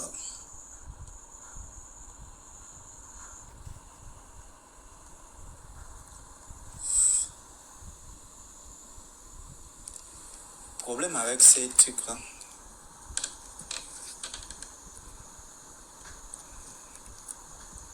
Oui, qui veut monter?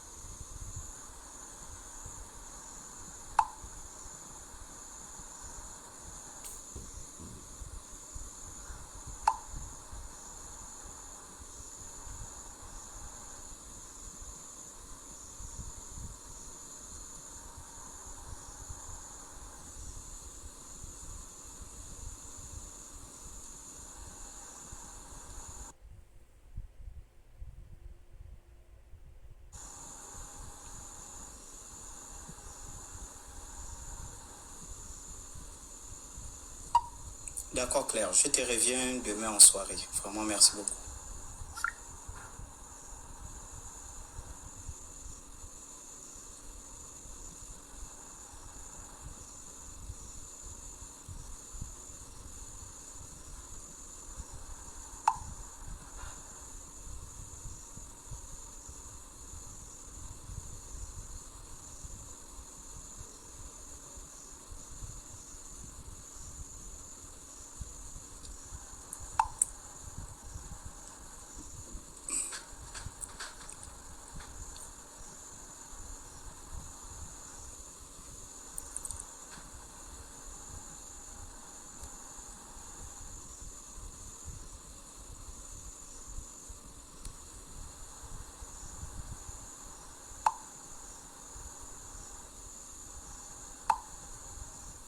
Oui, désolé, hein, la team. Oui, qui veut monter là? Pardon. Pardon, demandez, faites la demande parce que il y a tellement de gens sur le live et donc si vous ne faites pas la demande, c'est un peu difficile. On prend un peu n'importe qui. S'il y a un chrétien, dit moi je suis chrétien, je veux monter, ou bien moi j'ai un témoignage, c'est urgent, etc., etc.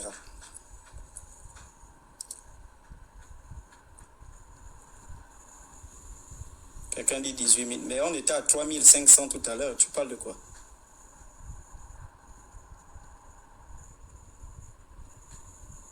Moi j'ai des questions, c'est qui?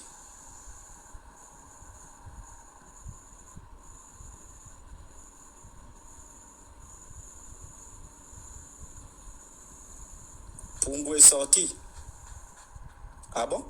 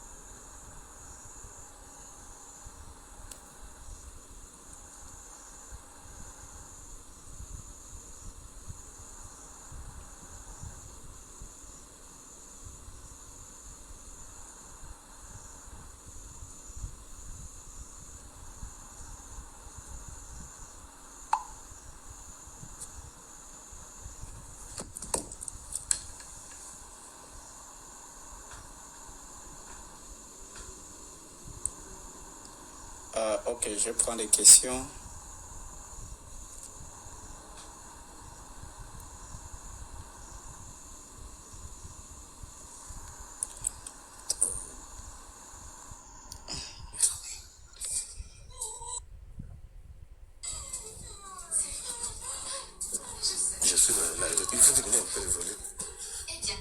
Salut les chocolats.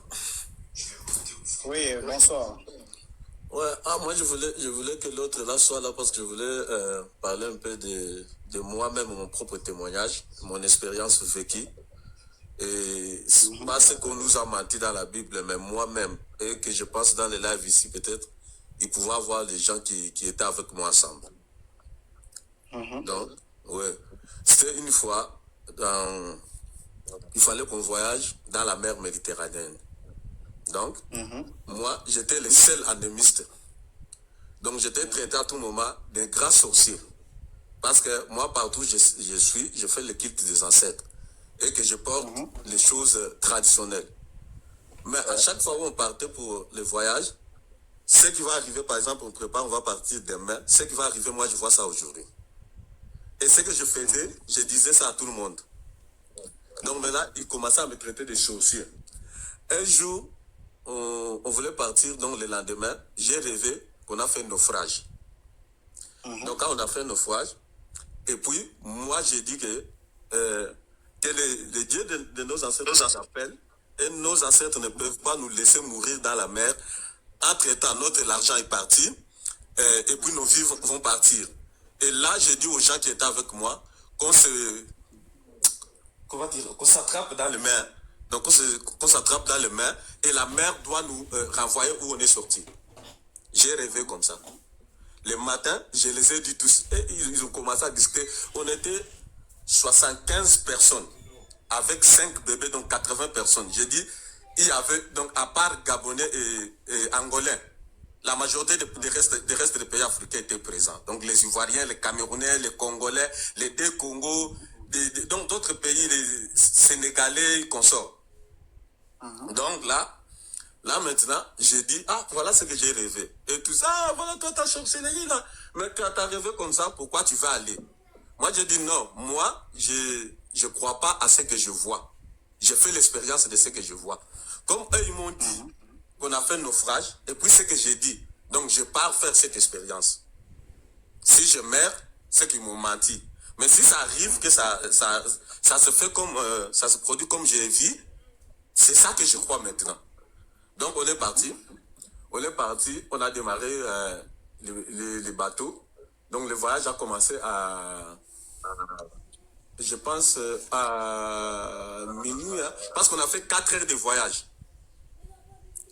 Après 4 heures de voyage, je te dis, moi j'étais au téléphone, et puis la personne avec qui j'étais au téléphone, parce que moi j'étais parmi les organisateurs, la personne avec qui j'étais au téléphone était au Gabon. Je parlais avec lui. J'étais la seule personne à avoir l'autorisation d'avoir le téléphone, parce que, donc moi je suis parmi les organisateurs, je vais avoir le téléphone pour communiquer avec les Arabes qui nous ont envoyés. Tu vois. Mais là, pour ne pas dormir, donc j'étais en distraction avec quelqu'un au Gabon pour me distraire, pour ne pas, voilà. Donc là, j'ai regardé l'air, je te dis, le bateau a chaviré, on a fait naufrage, nous tous. Donc le bateau de 8 mètres et demi. Hein? L'eau est rentrée, le bateau, donc, on a perdu même le bateau, on est resté en surface d'eau. J'ai dit directement ce que j'avais vu dans mon rêve. J'ai dit, ici, je ne vois pas que nos ancêtres et le Dieu que j'appelle de nos ancêtres nous laisse mourir et laisse notre argent partir, l'argent qu'on a souffert pour en avoir et puis perdre la vie. Oui, voilà. On veut dire ici, il faut changer les mots déjà pour ne pas, voilà, signaler le live. Donc, ok. Donc là, maintenant, quand j'ai dit ça, j'ai retourné. J'ai dit, il y avait des Burkinabés, il y avait des Maliens. J'ai dit, moi, je redonne ici qu'on s'attrape dans les mers et que la mer doit nous chasser jusqu'à où on est parti. Mon frère, tout le monde m'a écouté. Il y avait des chrétiens qui chantaient même au nom de Jésus. Quand on a fait un naufrage là, tout le monde a commencé à crier la mort. Sauf moi qui s'est levé parler. Quand j'ai parlé, on s'est touché. Mon frère, une heure seulement, une heure suffirait. On nous a envoyé donc au bord de la mer, j'ai des vidéos. À ce moment-là, tous les chrétiens ont changé le nom, les sauveurs. J'ai devenu les sauveurs. Jusqu'aujourd'hui, il y a même les gens avec qui j'ai des contacts téléphoniques. Si je les appelle ici, il va venir témoigner. Donc, ils m'appellent sauveur. Au nom de nos ancêtres, les bateaux qui roulaient avec des vitesses, qui a un grand moteur, a fait 4 heures de voyage. Mais quand on s'est attrapé là, la mer nous a envoyé à 1 heure seulement. On était au bord. Ça, c'est la première expérience.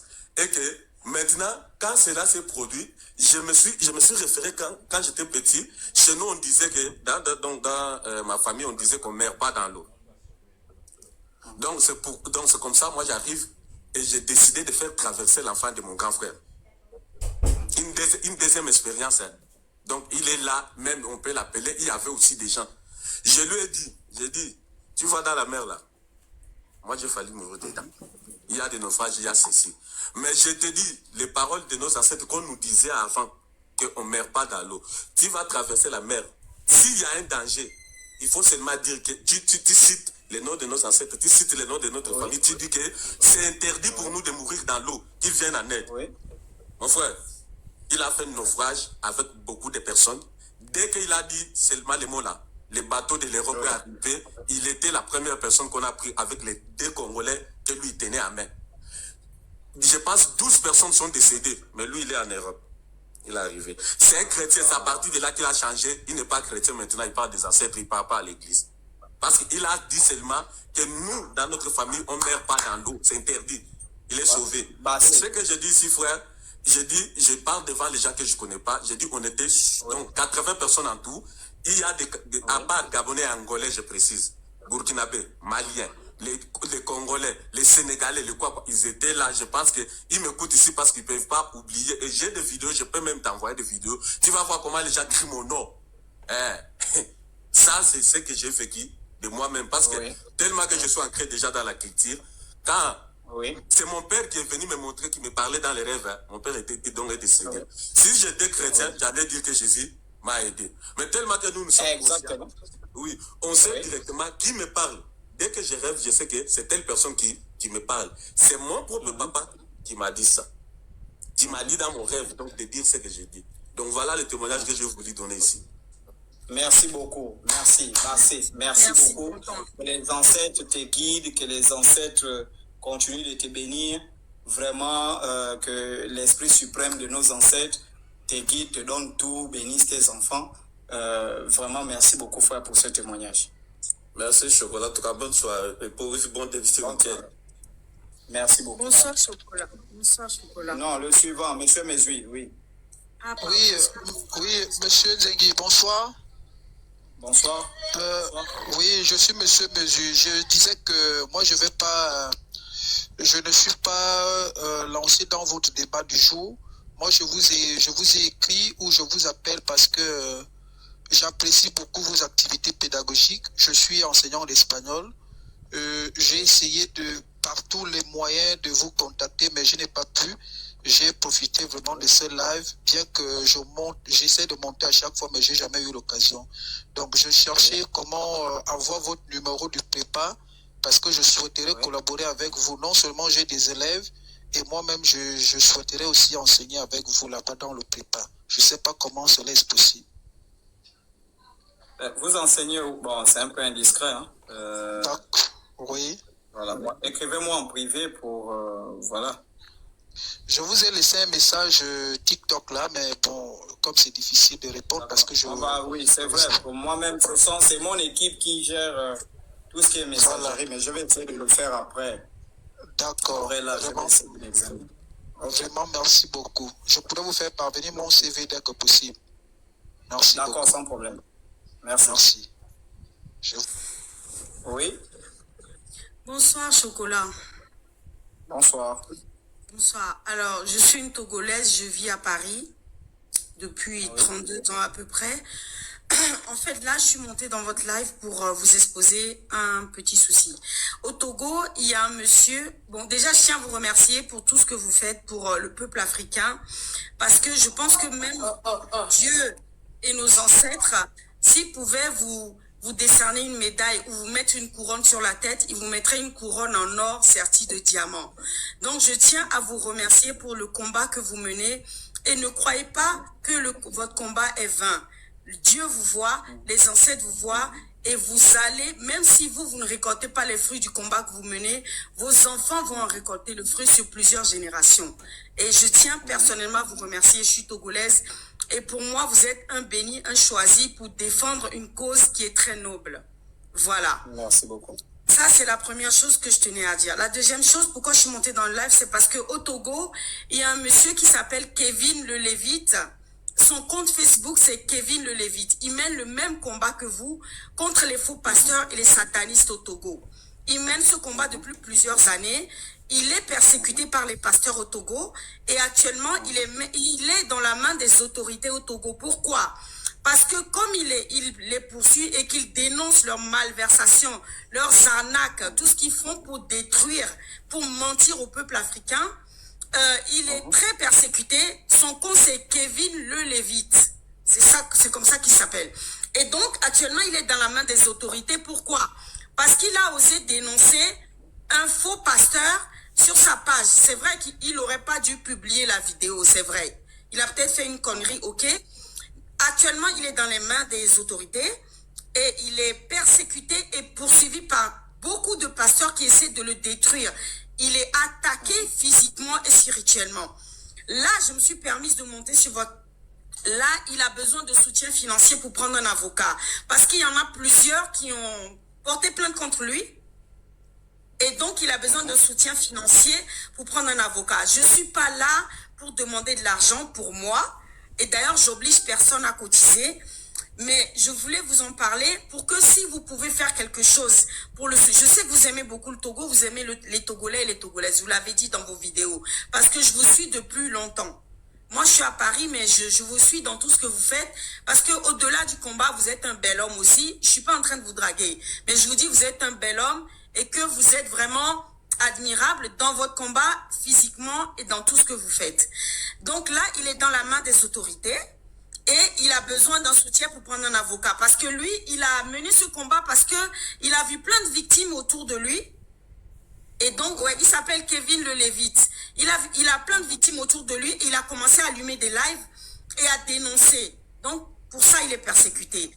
S'il vous plaît, je demande solennellement au peuple gabonais, à tous les gens qui aiment, qui veulent défendre qui veulent dénoncer les faux pasteurs, je vous supplie de cotiser pour pouvoir prendre un avocat pour lui. Si vous ne voulez pas cotiser, si vous connaissez un avocat au Togo que vous pouvez vous-même payer directement pour aller le défendre, j'ai un numéro de téléphone, je ne vais pas le donner sans votre autorisation, mais si vous m'autorisez à le donner, je vais le donner pour que vous puissiez cotiser pour lui pour prendre un avocat pour le soutenir. C'est tout. C'est tout ce que j'avais à dire. Il mène le même combat que vous, il est très connu au Togo. Donc, je vais me renseigner sur la question et je verrai comment je vais appuyer votre demande. D'accord. Généralement, dans ce truc-là, il était censé être connu. Bon, j'étais au Togo, on ne m'a pas parlé de lui. Hein. Il est très connu. Bon, il n'y a que Zéouton que je connais beaucoup. Qui devait...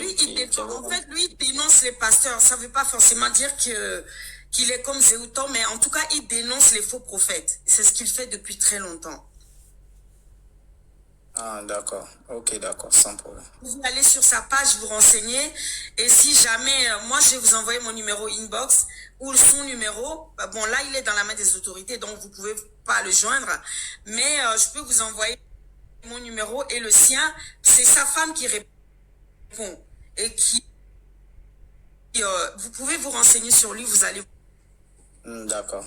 Ok, merci beaucoup.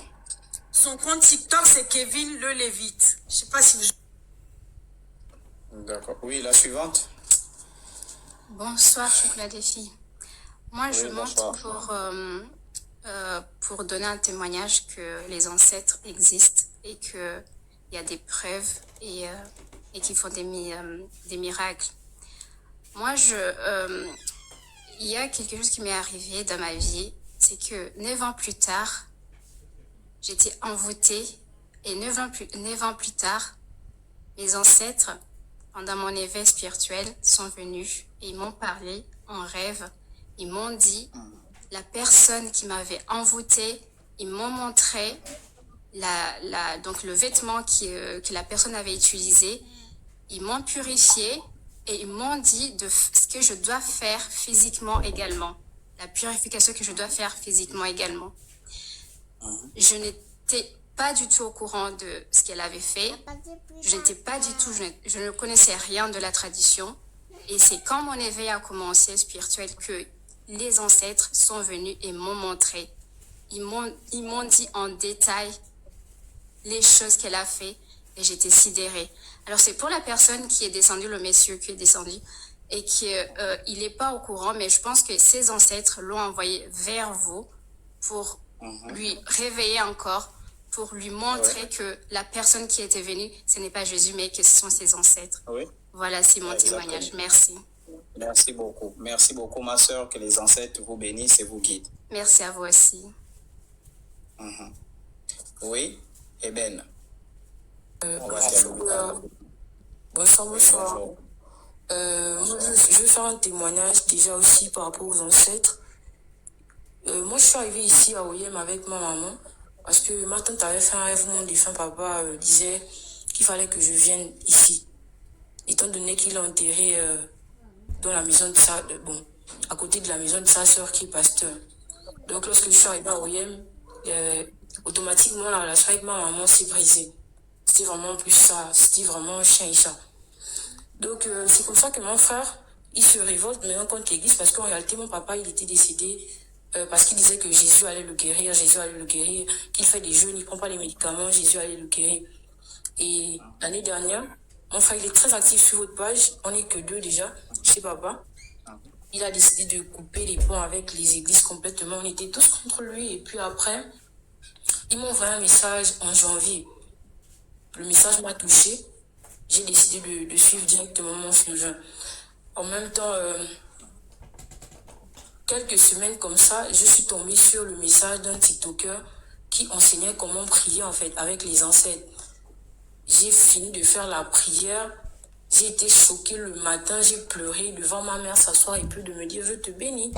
Parce qu'en fait, c'était ça ma prière, que ma relation avec ma maman devait recommencer comme avant. J'étais vraiment choquée. Et l'ouverture de ma structure, c'est en mars. Je ne m'attendais vraiment pas à ça. Je parle là même, je tremble parce que après, quand je me suis endormie, j'ai vu mon papa qui me disait tu as encore du chemin à faire. Il faut qu'on discute.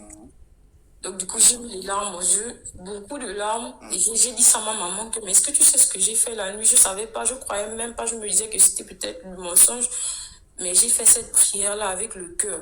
Et ma maman elle m'a dit, ton papa avait dit avant de mourir, voilà, je te bénis, je te bénis, je te bénis. Et depuis 2 semaines, vraiment, elle et moi, c'est comme si, je sais pas comment expliquer, mais c'est une grosse paix de ouf entre elle et moi. Et la communication aussi est revenue.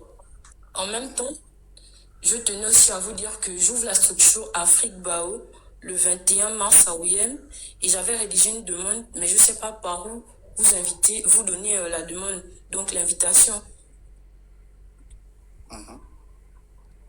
La structure porte sur quoi? Bon, en gros, c'est une structure qui va réunir tous les talents, tous les jeunes. Afrique qui veut dire Afrique et Bao qui veut dire Gabao, donc le Gabon. On veut réunir tous les jeunes qui sont talentueux et qui n'arrivent peut-être pas à mettre en valeur leur talent parce qu'ils sont embarqués dans les histoires des églises, ils n'ont pas confiance en eux. On veut vraiment réunir que des jeunes intellectuels qui veulent le développement du Gabon, de l'Afrique. Et on prend des jeunes de part et d'autre. Donc, on va faire une conférence de presse. Et vraiment, je voulais vous inviter parce qu'on a invité plusieurs personnes, mais j'arrivais pas à vous contacter. D'accord. Pour vous laisser un message en privé, il n'y a pas de souci. D'accord. D'accord. Merci beaucoup. Oui, dernière personne, je vais... Bonsoir, Chocolat. Bonsoir. Alors, je suis très contente de te parler ce soir. Moi, je suis camerounaise et j'habite en France. Et je voulais juste te partager quelque chose que j'ai vécu et que j'ai remarqué que j'ai remarqué. Et j'aimerais aussi savoir ce que tu en penses. Alors, moi, je suis issue d'une famille chrétienne, protestante, etc.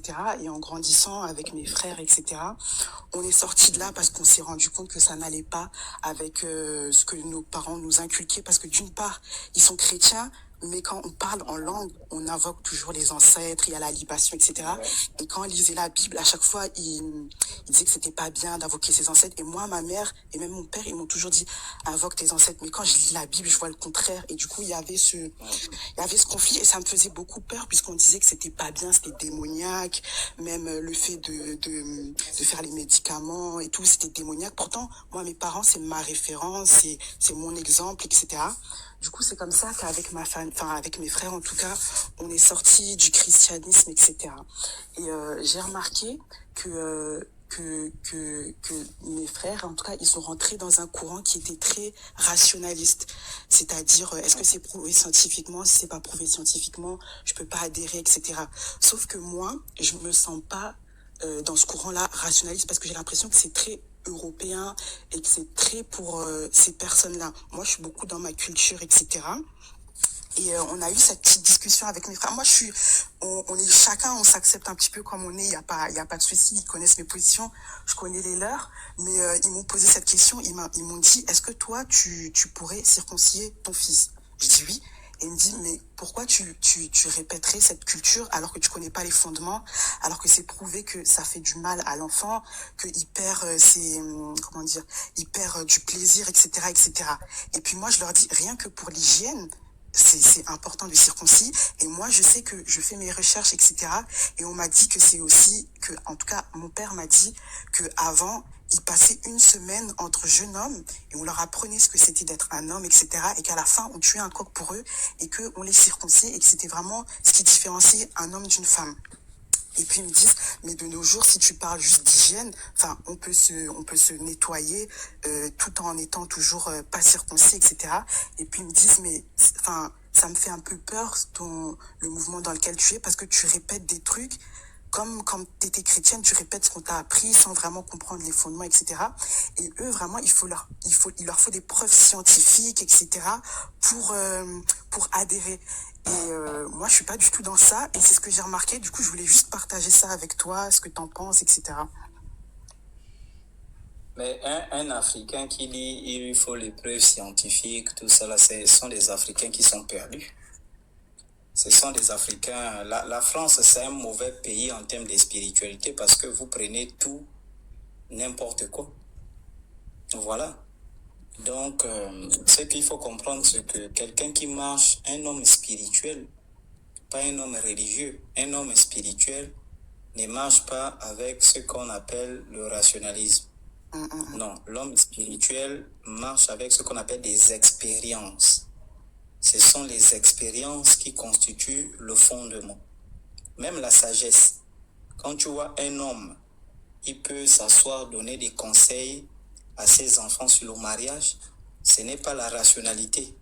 Ce n'est pas la prophétie. Ce sont des expériences que lui-même il a eues sur le mariage. Quand tu vois un homme, va te dire, ma fille, le mariage, c'est pas un jeu. Et moi que tu vois là, j'ai 20 ans de mariage.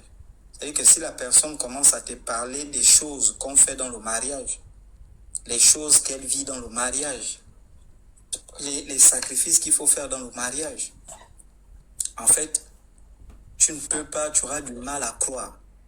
Mais pourquoi la personne parle? La personne parle des expériences. Donc l'homme spirituel, celui qui vit des expériences, et celui, quelqu'un dit en commentaire, et ça c'est très vrai, il écoute beaucoup son cœur. Et pas le battement du cœur, mais c'est que son moukoukou, ce qu'on appelle la voix intérieure, le moukoukou, dit à son corps. Voici ce qu'il faut comprendre pour un Africain. Un Africain, il est assis sur des coutumes. Un Africain est assis sur des traditions. Un Africain, il est assis sur des rites. Un Africain est assis sur des systèmes de valeurs. Des systèmes etc. Aujourd'hui, vous qui êtes en Europe, vous pouvez assister à la destruction de la culture. Ouais, c'est ce que je vous assistez comment on est en train de détruire les Africains. Et c'est ça l'objectif. Oui, et ça on détruit les Africains sur le plan politique, on détruit les Africains avec la politique, on détruit les Africains avec les guerres, même la on détruit les Africains avec le système éducatif, on détruit. Il y a de cela 20 ans en arrière, on est en 2026, si on remonte 10 ans, 20 ans, au moins 30 ans en arrière, l'Africain était quelqu'un qui aimait sa famille. L'Africain avait la cellule familiale était soudée. L'Africain avait des cousins, l'Africain avait, mais aujourd'hui, si vous remarquez, chacun, on est devenu individualiste. Exactement, ouais. On est devenu méfiant et dans les familles, même c'est la peur. Et je vous dis pas seulement même dans les familles, même dans les églises, vous allez voir les gens, les frères se méfient les uns les autres. C'est ça l'esprit que la franc-maçonnerie et tous les autres courants, les courants du rationalisme, ce sont les courants de Rose-Croix et autres, ce sont des branches de la franc-maçonnerie. Le courant du rationalisme n'est pas à ça. Après, c'est normal qu'on ait proche, il n'est pas loin de l'athéisme. Ce sont des courants qui sont fondés sur la Rose-Croix, ce sont des branches de la franc-maçonnerie en fait. Et vous comprenez bien que c'est anormal qu'un Africain pense que rien n'existe, il faut être un fou. C'est-à-dire que même la biologie, même le fonctionnement de ton corps te montre qu'il y a des globules rouges, il y a des mécanismes. En fait, il y a des lois qui ont été écrites. Et que nous également, en tant qu'Africains, on s'appuie sur la spiritualité. Nous, l'Africain, on croit. Quand j'étais en France pour la première fois, moi, quand j'arrive dans un pays, j'enlève toujours mes chaussures et je pose. J'étais à Juvisy. Un jour, je suis sorti à Juvisy, je posais mes pieds sur la terre. Je n'ai pas senti de spiritualité. Et puis, j'ai demandé à mon frère Dadan Gobo, vos pays là, il y a quoi en bas? On m'a dit non, en bas, il y a des métros, des choses. J'ai dit, ah, je comprends. En fait, tout ce qui est en haut là, c'est artificiel. Vous comprenez un peu? C'est-à-dire, même quand tu as la tour Eiffel au Trocadéro, en fait, même si tu vois l'herbe là, c'est artificiel parce qu'en bas, il y a des métros, tout, c'est pas la vraie terre. Vous comprenez un peu? Parce que l'Africain, de temps en temps, marche pieds nus pour être en contact avec la terre. Comme le frère vous venez de dire ici, la terre, c'est une entité. Il y a des énergies que la terre dégage, que tu dois marcher pieds nus de longues distances pour capter ces énergies-là, pour puiser ces énergies, pour te ressourcer à travers ça. Donc, ce sont des choses qui vous perdent en France. Voilà, parce que quand on t'enlève toutes ces vibrations-là, tu deviens ballotté, tu fais des dépressions. Un Africain, véritablement, qui est né en Afrique, ne peut pas faire une dépression. Ne peut pas faire une dépression. Puisque déjà, pour aller même à l'école, en Afrique, tu dois marcher peut-être 10 km le matin, 10 km le soir. Tu ne vas pas faire une dépression. Donc, vous comprenez que les valeurs permettent à ce que l'homme soit fort. Les valeurs, la culture, permet à ce que... Mais quand vous voyez les autres, les Chinois, quand ils viennent pour espionner, ils viennent avec leur culture. Les Arabes viennent, les Juifs. Vous qui êtes à Paris, vous voyez comment les Juifs ont pris le contrôle de la France. Les grandes entreprises, ce sont les Juifs, tout, ce sont les Juifs, c'est toutes ces choses-là, ce sont les Juifs. Mais qu'est-ce qui leur permet de faire ça? C'est leur coutume, leur culture, leur tradition. Donc, justement, eux, ils vont s'aimer en vous. Vous voyez, c'est un peu comme ce que les francs-maçons, les hommes politiques, les Illuminati font. Qu'est-ce qu'ils vous disent? Ils sont venus, ils vous mettent le code civil. Ils vous disent qu'on ne sort pas avec des mineurs de moins de 18 ans. On ne sort pas avec les mineurs, c'est interdit. Mais eux-mêmes, en cachette, ils partent coucher avec les mineurs parce qu'ils savent que c'est l'énergie des mineurs là qui font en sorte qu'ils durent au pouvoir. Mais nous, nos ancêtres, mariaient leurs filles à 12 ans, 11 ans, 12 ans, tu étais marié. Parce qu'il y avait un secret. Eux, ils ont compris, ils ont senti, non, si les Africains continuent à se marier à 10 ans, on ne peut pas gaspiller leur société. Il faut repousser l'âge du mariage. Et en repoussant l'âge du mariage, regardez ce que vous, les Africains, vous êtes devenus. La femme africaine se marie désormais rarement. C'est devenu un miracle de se marier pour une femme africaine. Quelque chose qui était normal. Il n'y avait pas le démon du célibat. Il n'y avait pas les esprits anti-mariage. Ça n'existait pas. C'est le blanc qui a amené les esprits anti-mariage. Parce que quand la femme et nos ancêtres dans leur calcul, ils savaient que quand la femme dépasse 18 ans, ça devient difficile pour se marier. Ça, ce sont des calculs simples. C'est des hommes qui... Voici ce qu'on appelle le vrai rationalisme. Ils avaient compris que la femme ne doit pas dépasser 18 ans avant de se marier. Voilà. Si la femme dépasse 18 ans avant de se marier, pour se marier, ça devient difficile. Aujourd'hui, nous avons le démon du célibat. On a aujourd'hui des esprits anti-mariage, des choses qui n'existaient pas. Mais ce ne sont pas des esprits, ce sont des lois que nos ancêtres avaient compris. Ce sont des lois. Les ancêtres avaient compris, par exemple, sur la loi sur le mariage, ils avaient compris que si la femme a 12 ans, le mari doit avoir au moins 20 ans. L'écart d'âge est important pour imposer le respect dans un couple, pour que la femme se sente en sécurité. Parce que la femme aime se sentir en sécurité. Et ils ont compris pour que on ne peut pas prendre un enfant de 12 ans qu'on met avec une femme de 12 ans. La femme étant spirituellement plus grande que l'homme ne va pas se sentir en sécurité. Donc il faut un écart d'âge qui va créer un équilibre. Ça sont des lois qu'ils avaient compris, que le code civil de Napoléon est venu détruire un code franc-maçonnique qui est venu détruire. Vous voyez un peu? Donc vous, en tant qu'Africaine, Camerounaise, Bantou, vous devez partir, transporter partout où vous êtes, vous transportez votre culture. Et maintenant tu arrives en France, après tu sors, je suis rationaliste, tu sors, je suis ceci, pas d'africaniste, tu sors, je sais quoi, tous ces courants-là. L'Africain, il est africain. S'il faut mettre un nom français, ça c'est, je suis africaniste. L'africaniste, je pourrais dire, c'est une doctrine qui prône pour valoriser tout ce qui est l'identité africaine. Tout ce qui est identité africaine. Et nous, notre combat, c'est de prendre le bon, c'est de prendre le bon, le mauvais. On prend le bon, on rejette le mauvais. Avant que le christianisme n'arrive, il y avait des sorciers. Mais comment nos ancêtres combattaient ces sorciers? Voilà. Donc, il y avait toutes ces choses-là. Maintenant, je ne sais pas si vous êtes une wesh-wesh, c'est-à-dire vous êtes né là-bas, les wesh-wesh, ce sont les petites bêtes qui sont en France, qui sentent mauvais là. Ils passent leur temps à parler, ah wesh. Mais ça, c'est pas notre culture. Et le combat culturel que nous menons, c'est de ramener les Africains à leur africanité. Mais d'ici 2030, ma soeur, 2030-2035, il n'y aura plus rien en Afrique. Je vous dis, 2030-2035, il n'y aura plus rien. Et j'ai compris que il faut détruire les cultures pour mieux manipuler les peuples. Oui, c'est ça.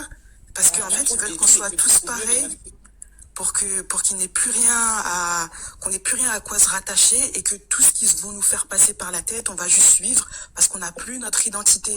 Et je le vois et ça me fait tout compris. Ça me fait mal. Tu as tout compris. Ils veulent uniformiser le monde. Mais oui. Ça veut dire que si tout le monde pense de la même manière, se comporte de la même manière, ben on n'a plus de problème à se faire. Même au travail, je le vois, ils veulent qu'on marche tous du même pas, ils veulent qu'on ait tous les mêmes habitudes, sauf qu'on vient de milieux différents, on peut pas. Mais moi, j'ai commencé par constater, excuse-moi ma soeur, j'ai commencé par constater ça par moi-même, sur mes lives, sur le combat que je mène. Tu vois, tout le monde va te dire, on n'insulte pas, sois poli. En fait, on veut que tout le monde soit de la même façon. Mais c'est pas possible. C'est pas intéressant. Ce n'est pas possible. Voilà, tu vas voir quelqu'un qui va venir te dire, oh non, je trouve que Chocolat est trop sauvage. Il y a une fille, par exemple, qui m'a dit, non, je t'aime beaucoup, mais tu es trop sauvage. Je vois la fille avec 2 enfants. Ce sont tes enfants, oui. Mais entre toi et moi, qui est plus sauvage que l'autre? Question. C'est la preuve que moi, je n'ai aucun enfant. Toi, tu as 2. Ça veut dire que c'est toi qui fais plus les choses sauvages par rapport à moi. Donc, en fait, je me suis assis et les ancêtres m'ont enseigné ça, que ils veulent uniformiser le monde. Bassé, je te dis bassé, que les ancêtres te bénissent. Ils veulent uniformiser le monde pour vous inculquer une même pensée. Et là, vous êtes finis. C'est pourquoi les ancêtres reviennent dans des corps là pour ramener les gens. Vous comprenez un peu? Donc, c'est un peu... Ça veut dire que si tu vois aujourd'hui, les gens ne pensent plus. Ils ne réfléchissent plus. Ils pensent tout ce qu'ils voient sur Internet. Ils croient. Ils pensent. C'est un peu comme vous voyez nos mamans quand elles suivent les films de Jésus. Vraiment, elles croient que c'est l'enfant de Dieu qui est en train de mourir sur la croix. Vous comprenez? Et quand on veut leur amener des concepts un petit peu comme ça, ils pensent qu'on est des illuminés. Sauf que moi, je veux pas paraître illuminée. Donc souvent, je me tais et je regarde juste. Je me dis que quand ils ressentiront le besoin, même de faire tout le travail que moi-même j'ai fait pour m'informer, etc. Et puis oui, il y a le travail, chacun, on a des missions, surtout avec l'avènement de l'IA. Là encore, tu vas voir l'Afrique en train de se détruire, hein, avec l'IA. Le système éducatif a pris un coup. Depuis l'apparition des IA, le système éducatif a pris un coup. Et justement, c'est ça, c'est ce qu'ils veulent. Puisqu'on n'a pas de culture. Parce que la culture, c'est la culture qui protège, qui met des garde-fous. Regardez en France. Emmanuel Macron a fait passer un texte de loi à l'Assemblée nationale où il interdit les enfants de 15 ans d'être connectés. C'est bon. Mais aucun pays africain ne le fait. Est-ce que vous comprenez un peu? Ça dit qu'eux, ils protègent leurs enfants. Et puis vous, les enfants de l'Afrique, ben, on vous expose. Vous comprenez un peu? D'accord, donc c'est un peu ça. Donc en tout cas, merci, ça m'a fait plaisir d'avoir cet échange avec toi. Je te souhaite beaucoup de courage et je te regarde et je te soutiens d'où je suis. Ça me fait du bien de te voir en tout cas. Au revoir. Merci beaucoup. Au revoir. Oui, dernière ou avant-dernière personne.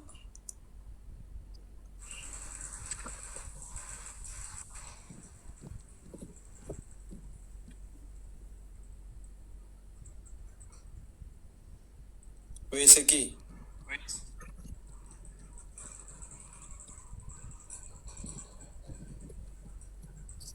Il y a qui voulait monter là?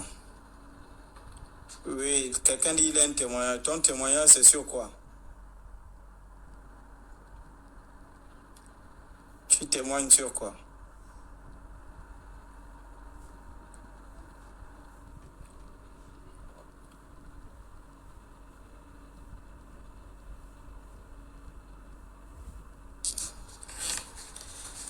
Ok, bon, la personne qui veut témoigner, elle a dit qu'elle ne veut pas répondre. Bon, on se voit demain, hein? Voilà. La personne qui disait que Pungu a été libéré, tu mens. Pungu n'a pas été libéré. Aujourd'hui, l'un de ses fidèles est parti lui donner le matelas à la prison centrale de Libreville. Je suis informé sur tout ce qui est pasteur. C'est bon.